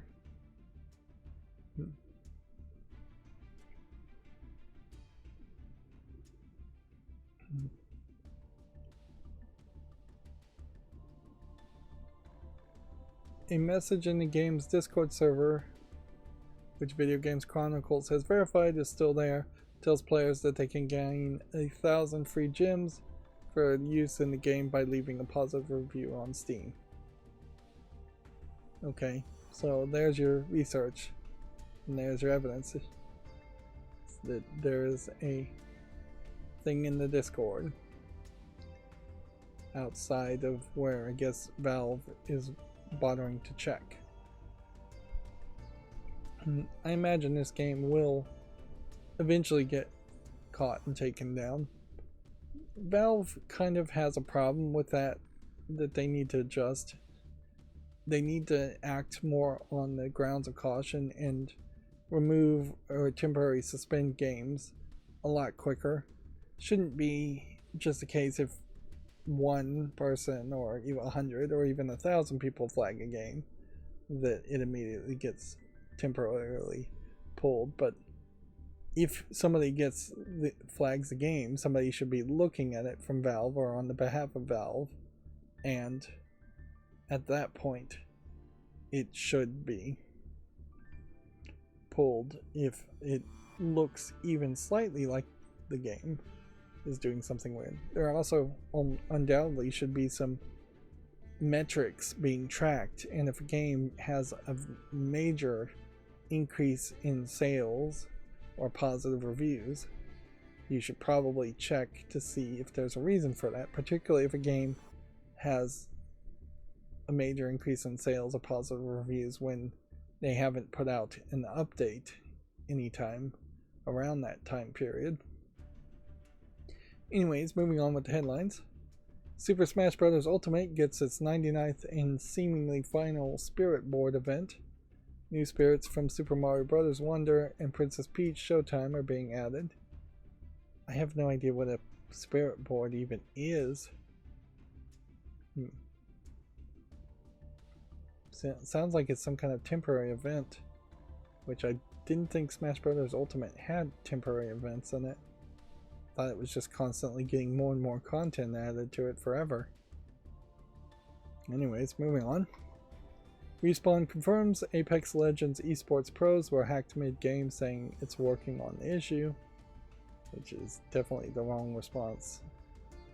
But it is also probably the only response you can give. Bungie's Marathon gets a new director while its MOBA-like game is in a holding pattern. Callisto Protocol devs reveal an action roguelike spin-off game. Overwatch 2 Heroes will be free at launch starting in Season 10. Zelda Wind Waker HD is now more retro than the original was when it released.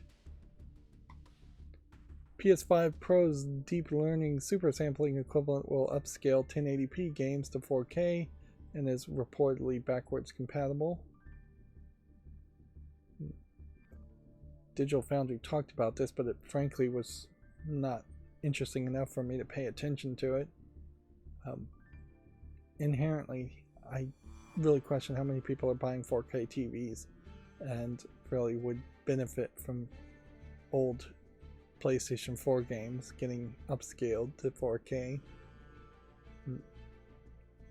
We definitely are going to have a gap between what you need as a TV on your wall and what people can afford to have, and the much higher resolution that people are going to want if they were putting augmented reality glasses or VR glasses in front of their eyes.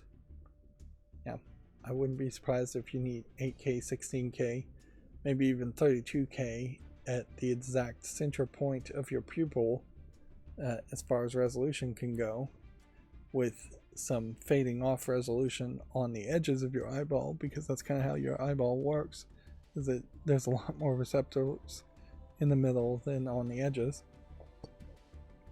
But yeah, definitely don't think PlayStation is going to win just by being able to upscale and claim 4K visuals. But it probably would be a nice feature to have. I guess my question in particular would be, could it upscale like 1080p DVDs to 4K in a real good way, or can it only really upscale things that are based on video game engines? I'd imagine deep learning super sampling could work on Blu-rays and DVDs, but nobody's really talking about that being a feature. Ubisoft shows off AI-powered game characters at GDC. The game world actually listens. Neo NPCs could enhance narrative immersion in games, it says. I've definitely heard arguments being made, though, that the last thing gamers most would want is an NPC who's not programmed to really give you any kind of reward or any entertainment value, deciding that it's going to make a long monologue to you and waste a bunch of your time, or talk to you and just get in your way. We don't want a one-for-one recreation of reality in video games, and even in reality, you don't want a bunch of random people coming up to you and talking to you and wasting your time for no reason. If anything, in reality, I think a lot of gamers would like actual NPC people who would give you quests and pay you gold for those quests. The old fantasy, go kill 20 rats in the sewer and I'll give you 20 gold. I think a lot of people might take that offering as a short-term Uber job, gig type job. Anyways, moving on. Former PlayStation production boss Connie Booth has joined EA. March's PlayStation Plus game catalog and classic titles have been released. The Myst sequel Riven's remake is coming this year, and it's being made in Unreal Engine 5. Interestingly, I don't think any of that was actually shown at the Unreal presentation. And the one thing that Riven actually could probably show off is a direct comparison of what Riven originally looked like versus what it is now setting itself up to look like. But this trailer is doing none of that presentation in comparison. I definitely have seen still pictures for the Riven remake, but they must not really have a trailer video made yet. I looked at some of the non-Myst games that Cyan has published in the past couple of years, and unfortunately they're all being reviewed pretty poorly. I wanted to try Firmament, but the reviews on Firmament are pretty low, so it's difficult to make that argument to try it when the review is that bad. I think Abduction may still be somewhat positively reviewed, but if this Riven remake doesn't make him some money, I could see Cyan going into a holding pattern and just not trying to make as many games or remakes. And even if it does make them money, I'm still not sure it will make them enough money to decide to make a new third Myst game to replace Myst 3 Exile, which I imagine is what they would do. They wouldn't just try and remake what Myst 3 Exile was, even though I think that is a really well laid out, level designed game. It's not made by Cyan, it was made by Ubisoft, so I think they would want to move the story in a slightly different direction, I would think. Anyways, moving on. The remake of the cult Dreamcast Cute 'em Up Rainbow Cotton is coming in May. It's a Cute 'em Up, apparently. Definitely have heard of this game, Rainbow Cotton, but never really could get a feel about how popular it is, and I guess it's a cult following. It was previously a Japanese only release, and apparently it plays similar to Panzer Dragoon. Moving on. World of Warcraft launches a Battle Royale inspired limited time event. I don't really have any pictures for it. The first Princess Peach Showtime review in Famitsu says it's short but ideal for beginners.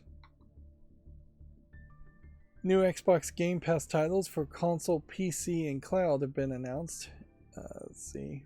Diablo 4, The Quarry, Ark Survival Ascended, Open Roads, Hot Wheels Unleashed 2, and Turbocharged. I guess the question is how many of those are already on Steam or might be coming to Steam. Maybe none of them are coming to Steam. Diablo 4 may actually be on Steam, and The Quarry may actually already be on Steam. Ark Survival Ascended is probably on Steam. Open Roads is on Steam. Hot Wheels Unleashed 2 is on Steam, so these may all already be on Steam, or may have just been released. Moving on. The first Rise of the Ronin review has been published in Famitsu. The Japanese magazine says the game is satisfying if a little rough. It seems like Video Games Chronicle is now going to report on Famitsu scores, giving it a combined 37 out of 40 with a 10, a 9, a 9, and 9, which is 4 points higher than the Princess Peach Showtime score, so considerably higher score. Yeah. This is a great example of where that framework that Microsoft was talking about would fall apart. Here you have a very Asian-specific Japanese game in Rise of the Ronin that will have a small following outside of the Asias in the West, but really can only be a good game if it very much focuses on its target audience of Japan and Asia in general. There is just no way that you can make a game like this 100% globally appealing and fall into that globalization element. And obviously, there's no way that you can have a diverse cast of characters, globally speaking, in a game like this. You could possibly have different people from different regions, different voice actors from different regions. Most Westerners probably wouldn't be able to tell the difference from a Kyoto accent versus a Tokyo accent or something like that, particularly in feudal times voice acting. But yeah, that's about as much diversity as you can, as whoever was actually on the island at the time would make sense. Anybody else wouldn't. I don't want to rant about that concept yet. They haven't done anything so far other than say some nice pleasant thoughts that probably are unimplementable. Star Wars Battlefront Classic Collection gets its first major patch, fixing over 40 bugs. The update fixes multiplayer control and visual issues, among others. Does this remove the stolen or uncredited fan mod, though? Doesn't seem like it does. At least it's not being mentioned. Moving on. Final Fantasy XIV on Xbox gets its own currency for microtransactions and subscriptions. Final Fantasy XIV coins will be used when the game properly launches this week. So I'd assume that means that it's non-transferable coins. Yeah, Xbox only currency versus the other currency probably being transferable between PC and Sony PlayStation versions. I assume there is a PlayStation version of Final Fantasy XIV. I know there's a PC version. Moving on. Denuvo introduces new watermarking tech to help developers trace leaks. Bandai Namco has released a Sandland demo. I guess the assumption here is that this game is still going to be in development. It's still going to come out. And it is, I guess, a little awkward to release a demo so close to the manga series creator recently dying. But I guess they probably should do something like that. If there's people who have some love in their heart for Akira Toriyama, perhaps a small percentage of them want to express their love in their heart for that by playing the demo of Sandland. And so it does make sense. If you can put out a demo. Just try to be respectful about it and not sleazy about it. They did wait several days and not do it the exact second he died. I doubt Akira Toriyama actually was working on this Sandland game in any real way. Moving on. Valve launches Steam Families game sharing feature in beta. New Xbox dev kit has reportedly been certified in South Korea. Helldivers 2 leads strong month for Europe game sales in February. Yes, it definitely seems like there's a very strong fan base of Helldivers 2 people who seem to be mostly just playing Helldivers 2 and staying in that corner of playing Helldivers 2. I do see an almost daily post on Helldivers on the front page of Reddit from Helldivers 2, but none of the posts seem to be particularly interesting or earth-shattering. It just seems like people are hyped about the game and playing the game, which is about the best you can hope for. I wouldn't be surprised if Helldivers 2 maintains enough momentum that it becomes the new Destiny 2 style game. I would assume Destiny 2 is probably the game that a lot of people are still playing. I know a lot of people have probably tried Halo Infinite and some other games, but went back, I imagine, to Destiny 2.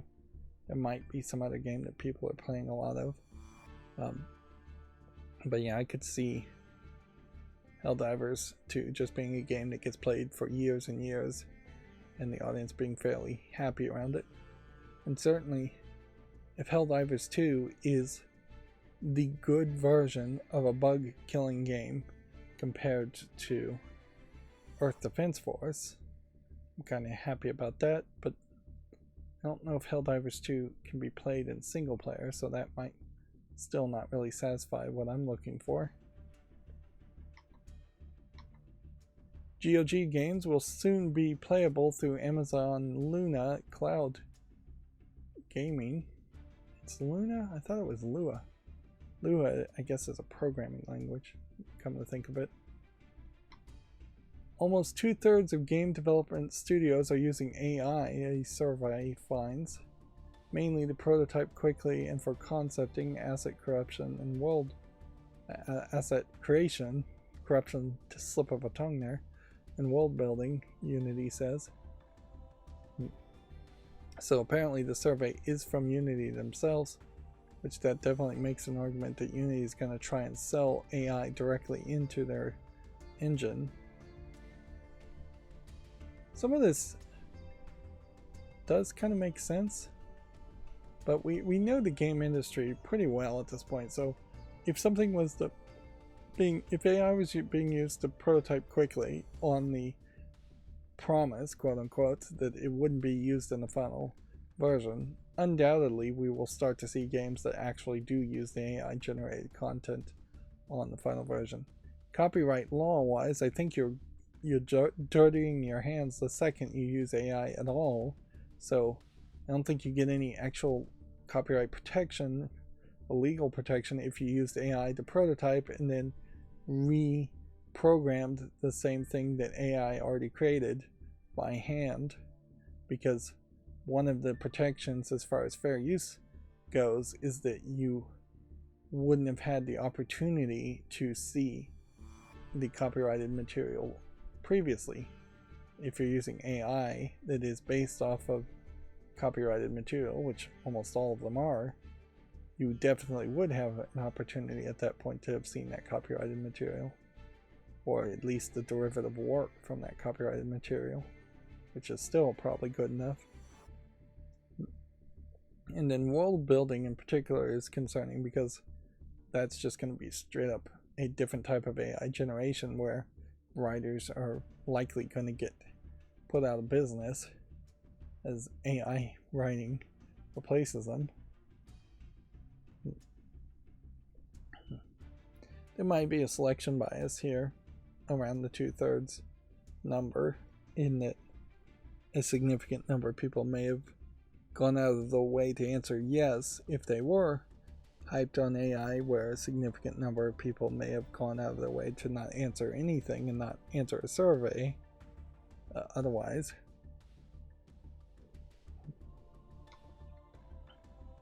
Like a Dragon Studio head was surprised by Infinite Wealth's strong early sales. Games in the series usually sell at a slower rate, says Masayoshi Yokoyama.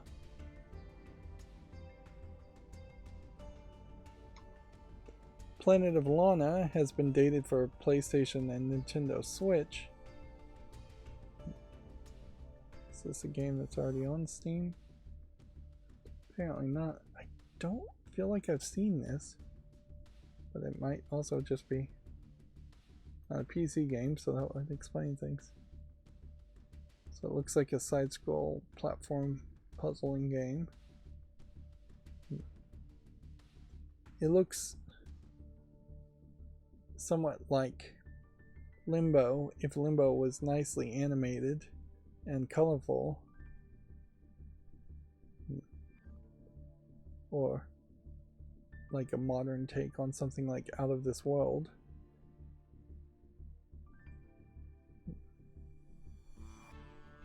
I have definitely felt like there should have been more Limbo clones that dropped the spooky darkness element and just tried to have a platforming adventure. And there definitely are still some darky spooky elements, it looks like, in this game. Let's see. Puzzle platformer was first released on PC last May. Okay, so let's see if I can pull it up on Steam. That was easy. So yeah, we constantly still have this problem where there's so many games I look at, a very positively reviewed game on Steam here makes it all the way to my wish list, and yet my mind is completely empty when I see the screenshots. And I have no idea of how to fix that, really. How do you memorize hundreds, if not thousands, of games on your wish list that you'd like to play, particularly knowing you don't have time or energy to actually play all of them? How do you choose? It is a good problem to have too many options, but it is still a problem. Moving on. PS5 Pro's specs have been leaked with improved GPU and upscaling. The updated console will reportedly launch at the end of 2024. I think PlayStation came out and kind of confirmed the specs I honestly don't think that I've heard anything yet that makes the PS5 Pro sound like it would be worth it, though. Particularly if you don't have like a 2K or 4K monitor. I don't think anything there is going to make it worth it. Is there an argument to be made if a bunch of games are running poorly on the current PS5? Yes, but I don't think a bunch of games on the PS5 are running poorly. I think they run fine on the PS5 in the current state. Apex Legends esports final postponed after hackers reportedly gave pro players cheats mid-game. Alright, and that's going to bring us to the Gematsu articles. Chrono Odyssey to be published by Kakao Games. A GDC 2024 trailer is available. Let's see.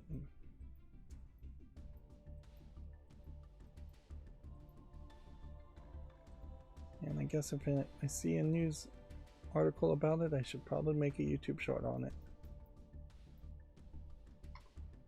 Marvel 1943 Rise of Hydra launches in 2025 and has a story trailer. Foundry launches in early access on May 2nd.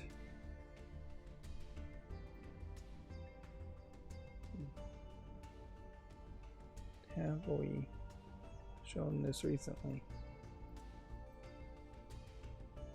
Seems like it's already... Nope, it's not out yet. Jeez, it's been not out for quite a while. Well, no, it's coming out May 2nd. That's like 2 months from now. I'm getting the months twisted in my mind. Inti Creates announced a card battling RPG card in seal for all consoles and PC. So, card battling RPG game. Is it going to be player versus player?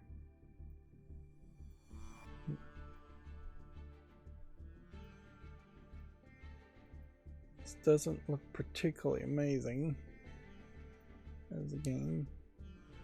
The card art doesn't look that interesting. The game itself doesn't look that interesting. I'll still give it a short.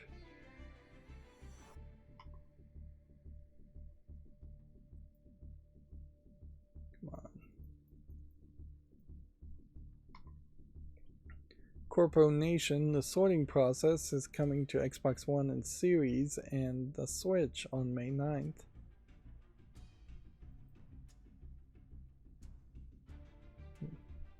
One thing I could probably do is skip YouTube shorts for games that are reviewed poorly on a second glance.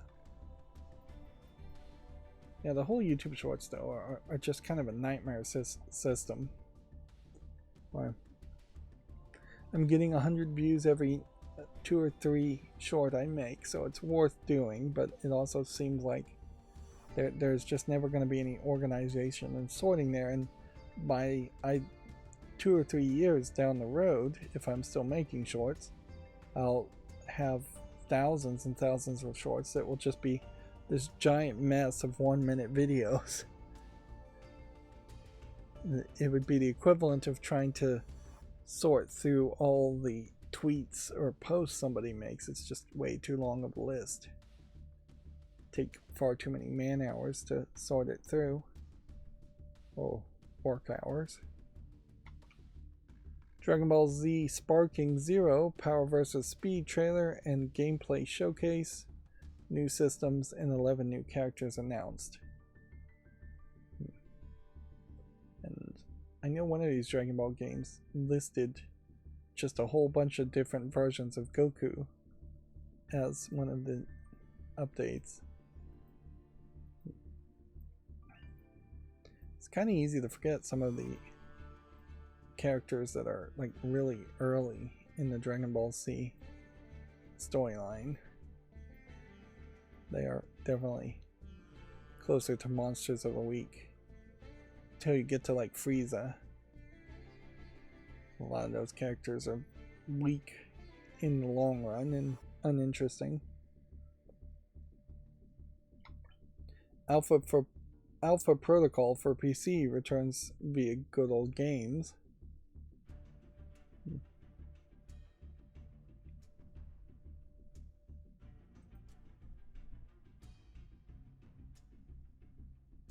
Oh, I already own Alpha Protocol. I'm surprised about that. So, it was delisted previously for music licensing issues. I wouldn't be surprised if Good Old Games just paid for the music licensing or changed the music.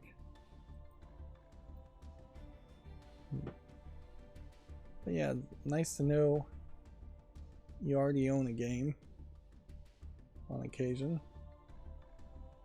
In this case, though, I'd also say it's not fair to make a YouTube short on a game that is no longer available for purchase on Steam. We'll see if it comes to Steam, say in 6 weeks to 6 months. One Piece Pirate Warriors 4 DLC characters, Raleigh and Garp, announced. Legend Dawn pack launches March 28th. Azur Lane developer announces Azur Promilia. Is that Promilia? Promilia, I guess is how you pronounce that. For the PS5, PC, iOS, and Android, it is a creature companionship fantasy RPG. So, is it a pet raising game, or is it anime girls that are half animal? It looks like it's anime girls that are half animal with maybe a few pets. And I would assume you are potentially dating them. But maybe not. Maybe you're raising them. Let's look at the gameplay demonstration and see how this goes. It's rated 12 plus, so it's not going to get too extreme.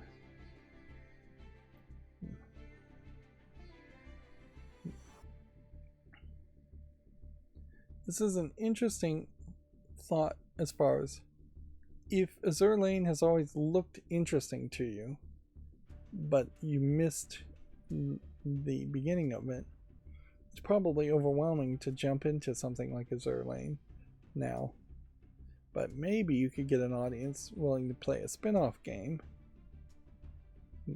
particularly if maybe a spin-off game would give you a creature that could be converted into the main game, which that would be an interesting thought. If all of a sudden you had to play a spin-off game to get a really powerful mount in World of Warcraft, that would be some pretty good cross-promotion.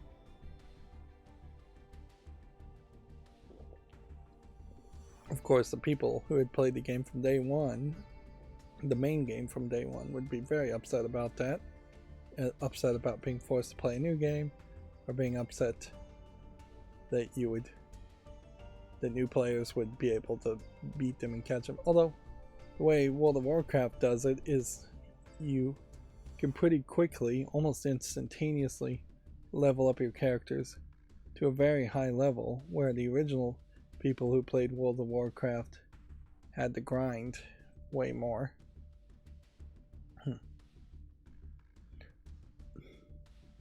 It almost feels like it's an attempt at a Pokemon clone game. Probably not that many characters, but it still feels like there's some fighting going on. It still feels like it's in that Azur Lane universe. Maybe it's a bit faster as far as your fighting and catching these Pokemon clone characters.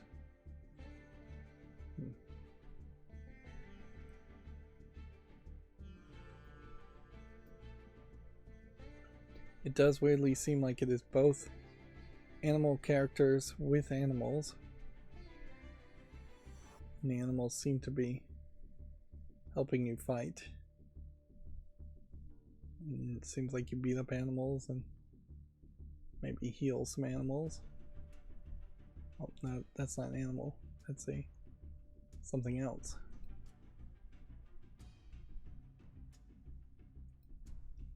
It might be that you need to collect eggs to get new animals instead of just fighting a bunch of animals. This might also be a case where there are just so many enemies in Azure Lane that making a spin-off game where you're just fighting animals and dealing with animals is very doable. It'll be interesting to see if this comes to PC. I wouldn't be surprised if it is its own direct website, though.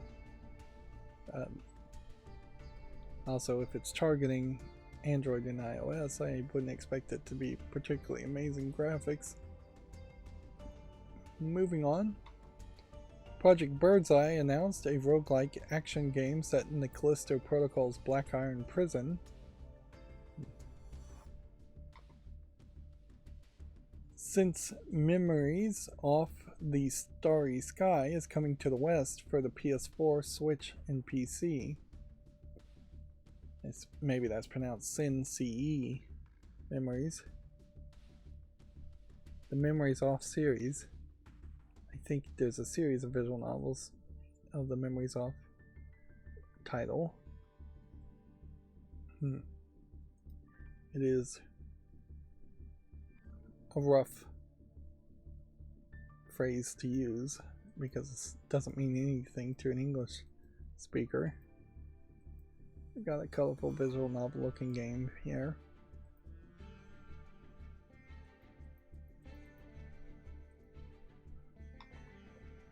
Bleak Faith Forsaken is going to the PS5 and Xbox Series on July 5th. It's already on Steam.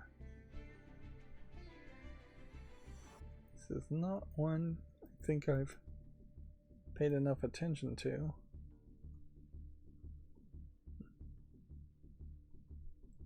This looks interesting enough. Most recently, though, it's not getting reviewed particularly great.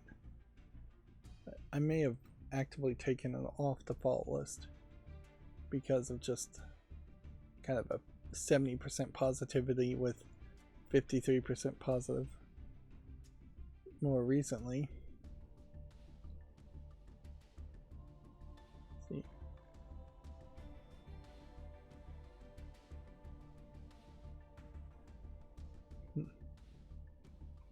I guess I just have to leave it at that. Otherwise I'm going to read too many reviews, which will just confirm what I'm already assuming, which is to not bother to put that on the follow list. Rise of the Ronin Developer Diary Chapter 4, Rise as One.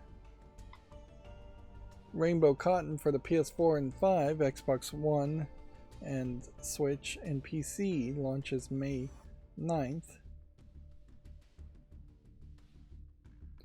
No Steam Deck list here. NT Crash Course, Emulation, Remaster, Remake. I mean, this looks like it could just be a full-on remake.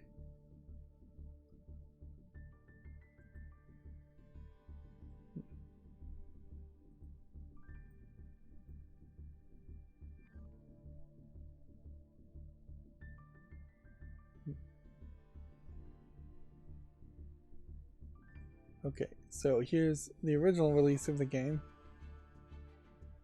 Here's some emulation they're showing. This is funny, they have a whole animated scene here. It's basically not the kind of thing you would see these days as far as a commercial. I wonder if this is going to include an emulated version, or if they're just saying we aren't going to bother to emulate.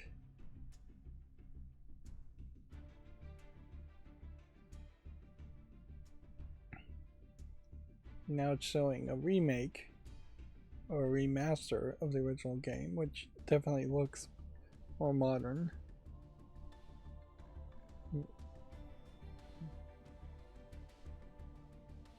That doesn't change the gameplay.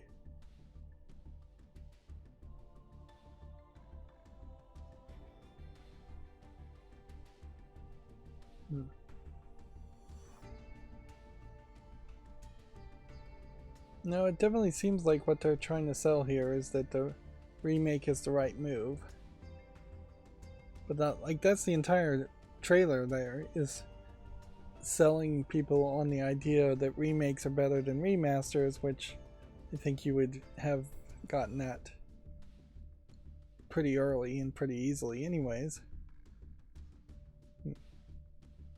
And they're definitely painting themselves in the corner now where they would be criticized if they decided to release an emulation or a remastered new version of the older games. I wonder in particular if they're talking trash effectively about emulation just because they're a Japanese company and they want to make players believe emulation is the worst of the three options always, when very often emulation is exactly what people want because they're nostalgic, and on many occasions emulation is the better outcome compared to a remake or even sometimes a remaster. Moving on, Riven Remake launches in 2024 for PC, flat screen, and VR. That's an interesting phrase to use, certainly, to just call it PC flat screen. So it sounds like we may finally have a release date.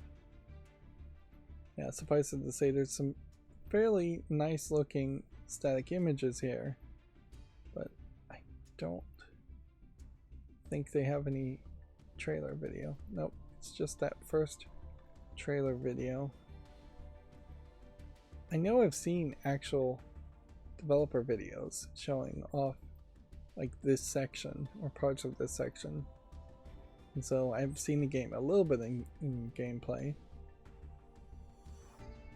The thing about the Riven remake though is just looking at these screenshots, these are all things you would have seen had you played Riven before, and I don't think the remake is going to add too much new content in any way.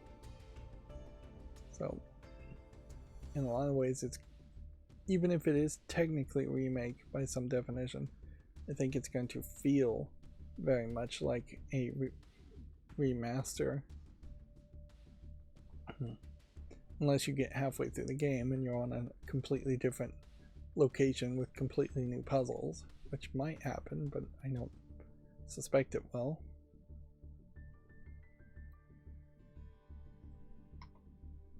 Under the Island is going to be published by Top Hat Studios. Let's see what this game looks like. This could be an interesting little adventure game from the looks of it. Digital pet RPG adventure game Yolk Heroes Along to Mago launches April 30th for PC, iOS, and Android.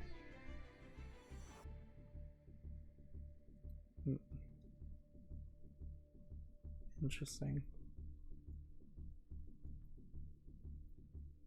This definitely looks like an old Game Boy game, but each screenshot is doing something very interesting here, in that it's showing you more content than you would really expect to see if this was just an old Tamagotchi clone type Game Boy game.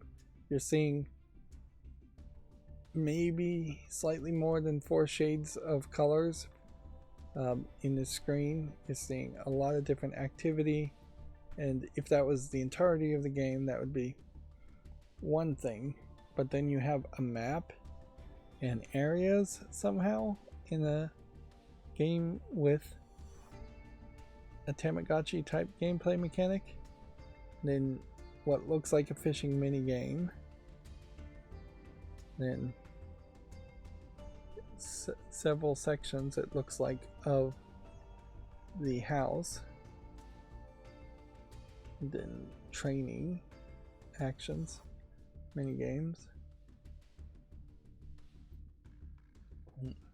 Looks like there's some actual conversations that happen here.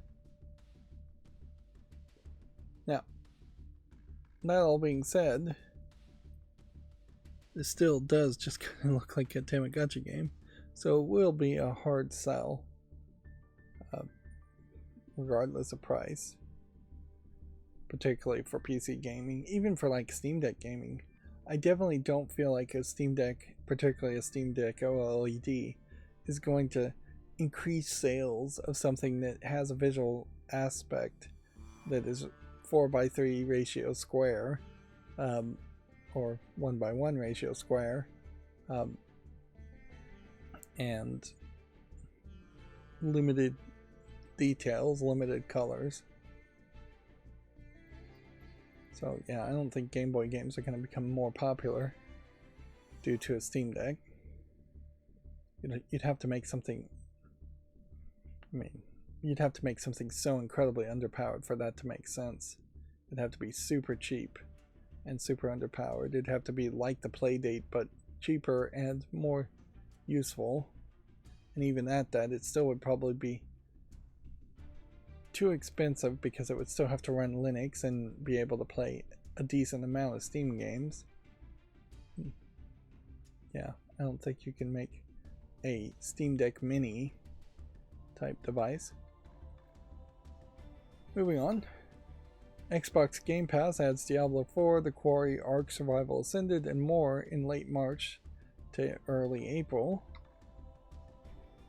Radiant Tale Fanfare launches June 27th in the West.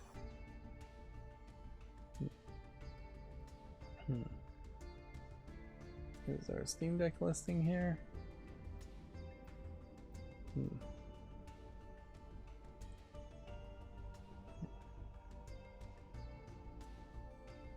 Apparently not.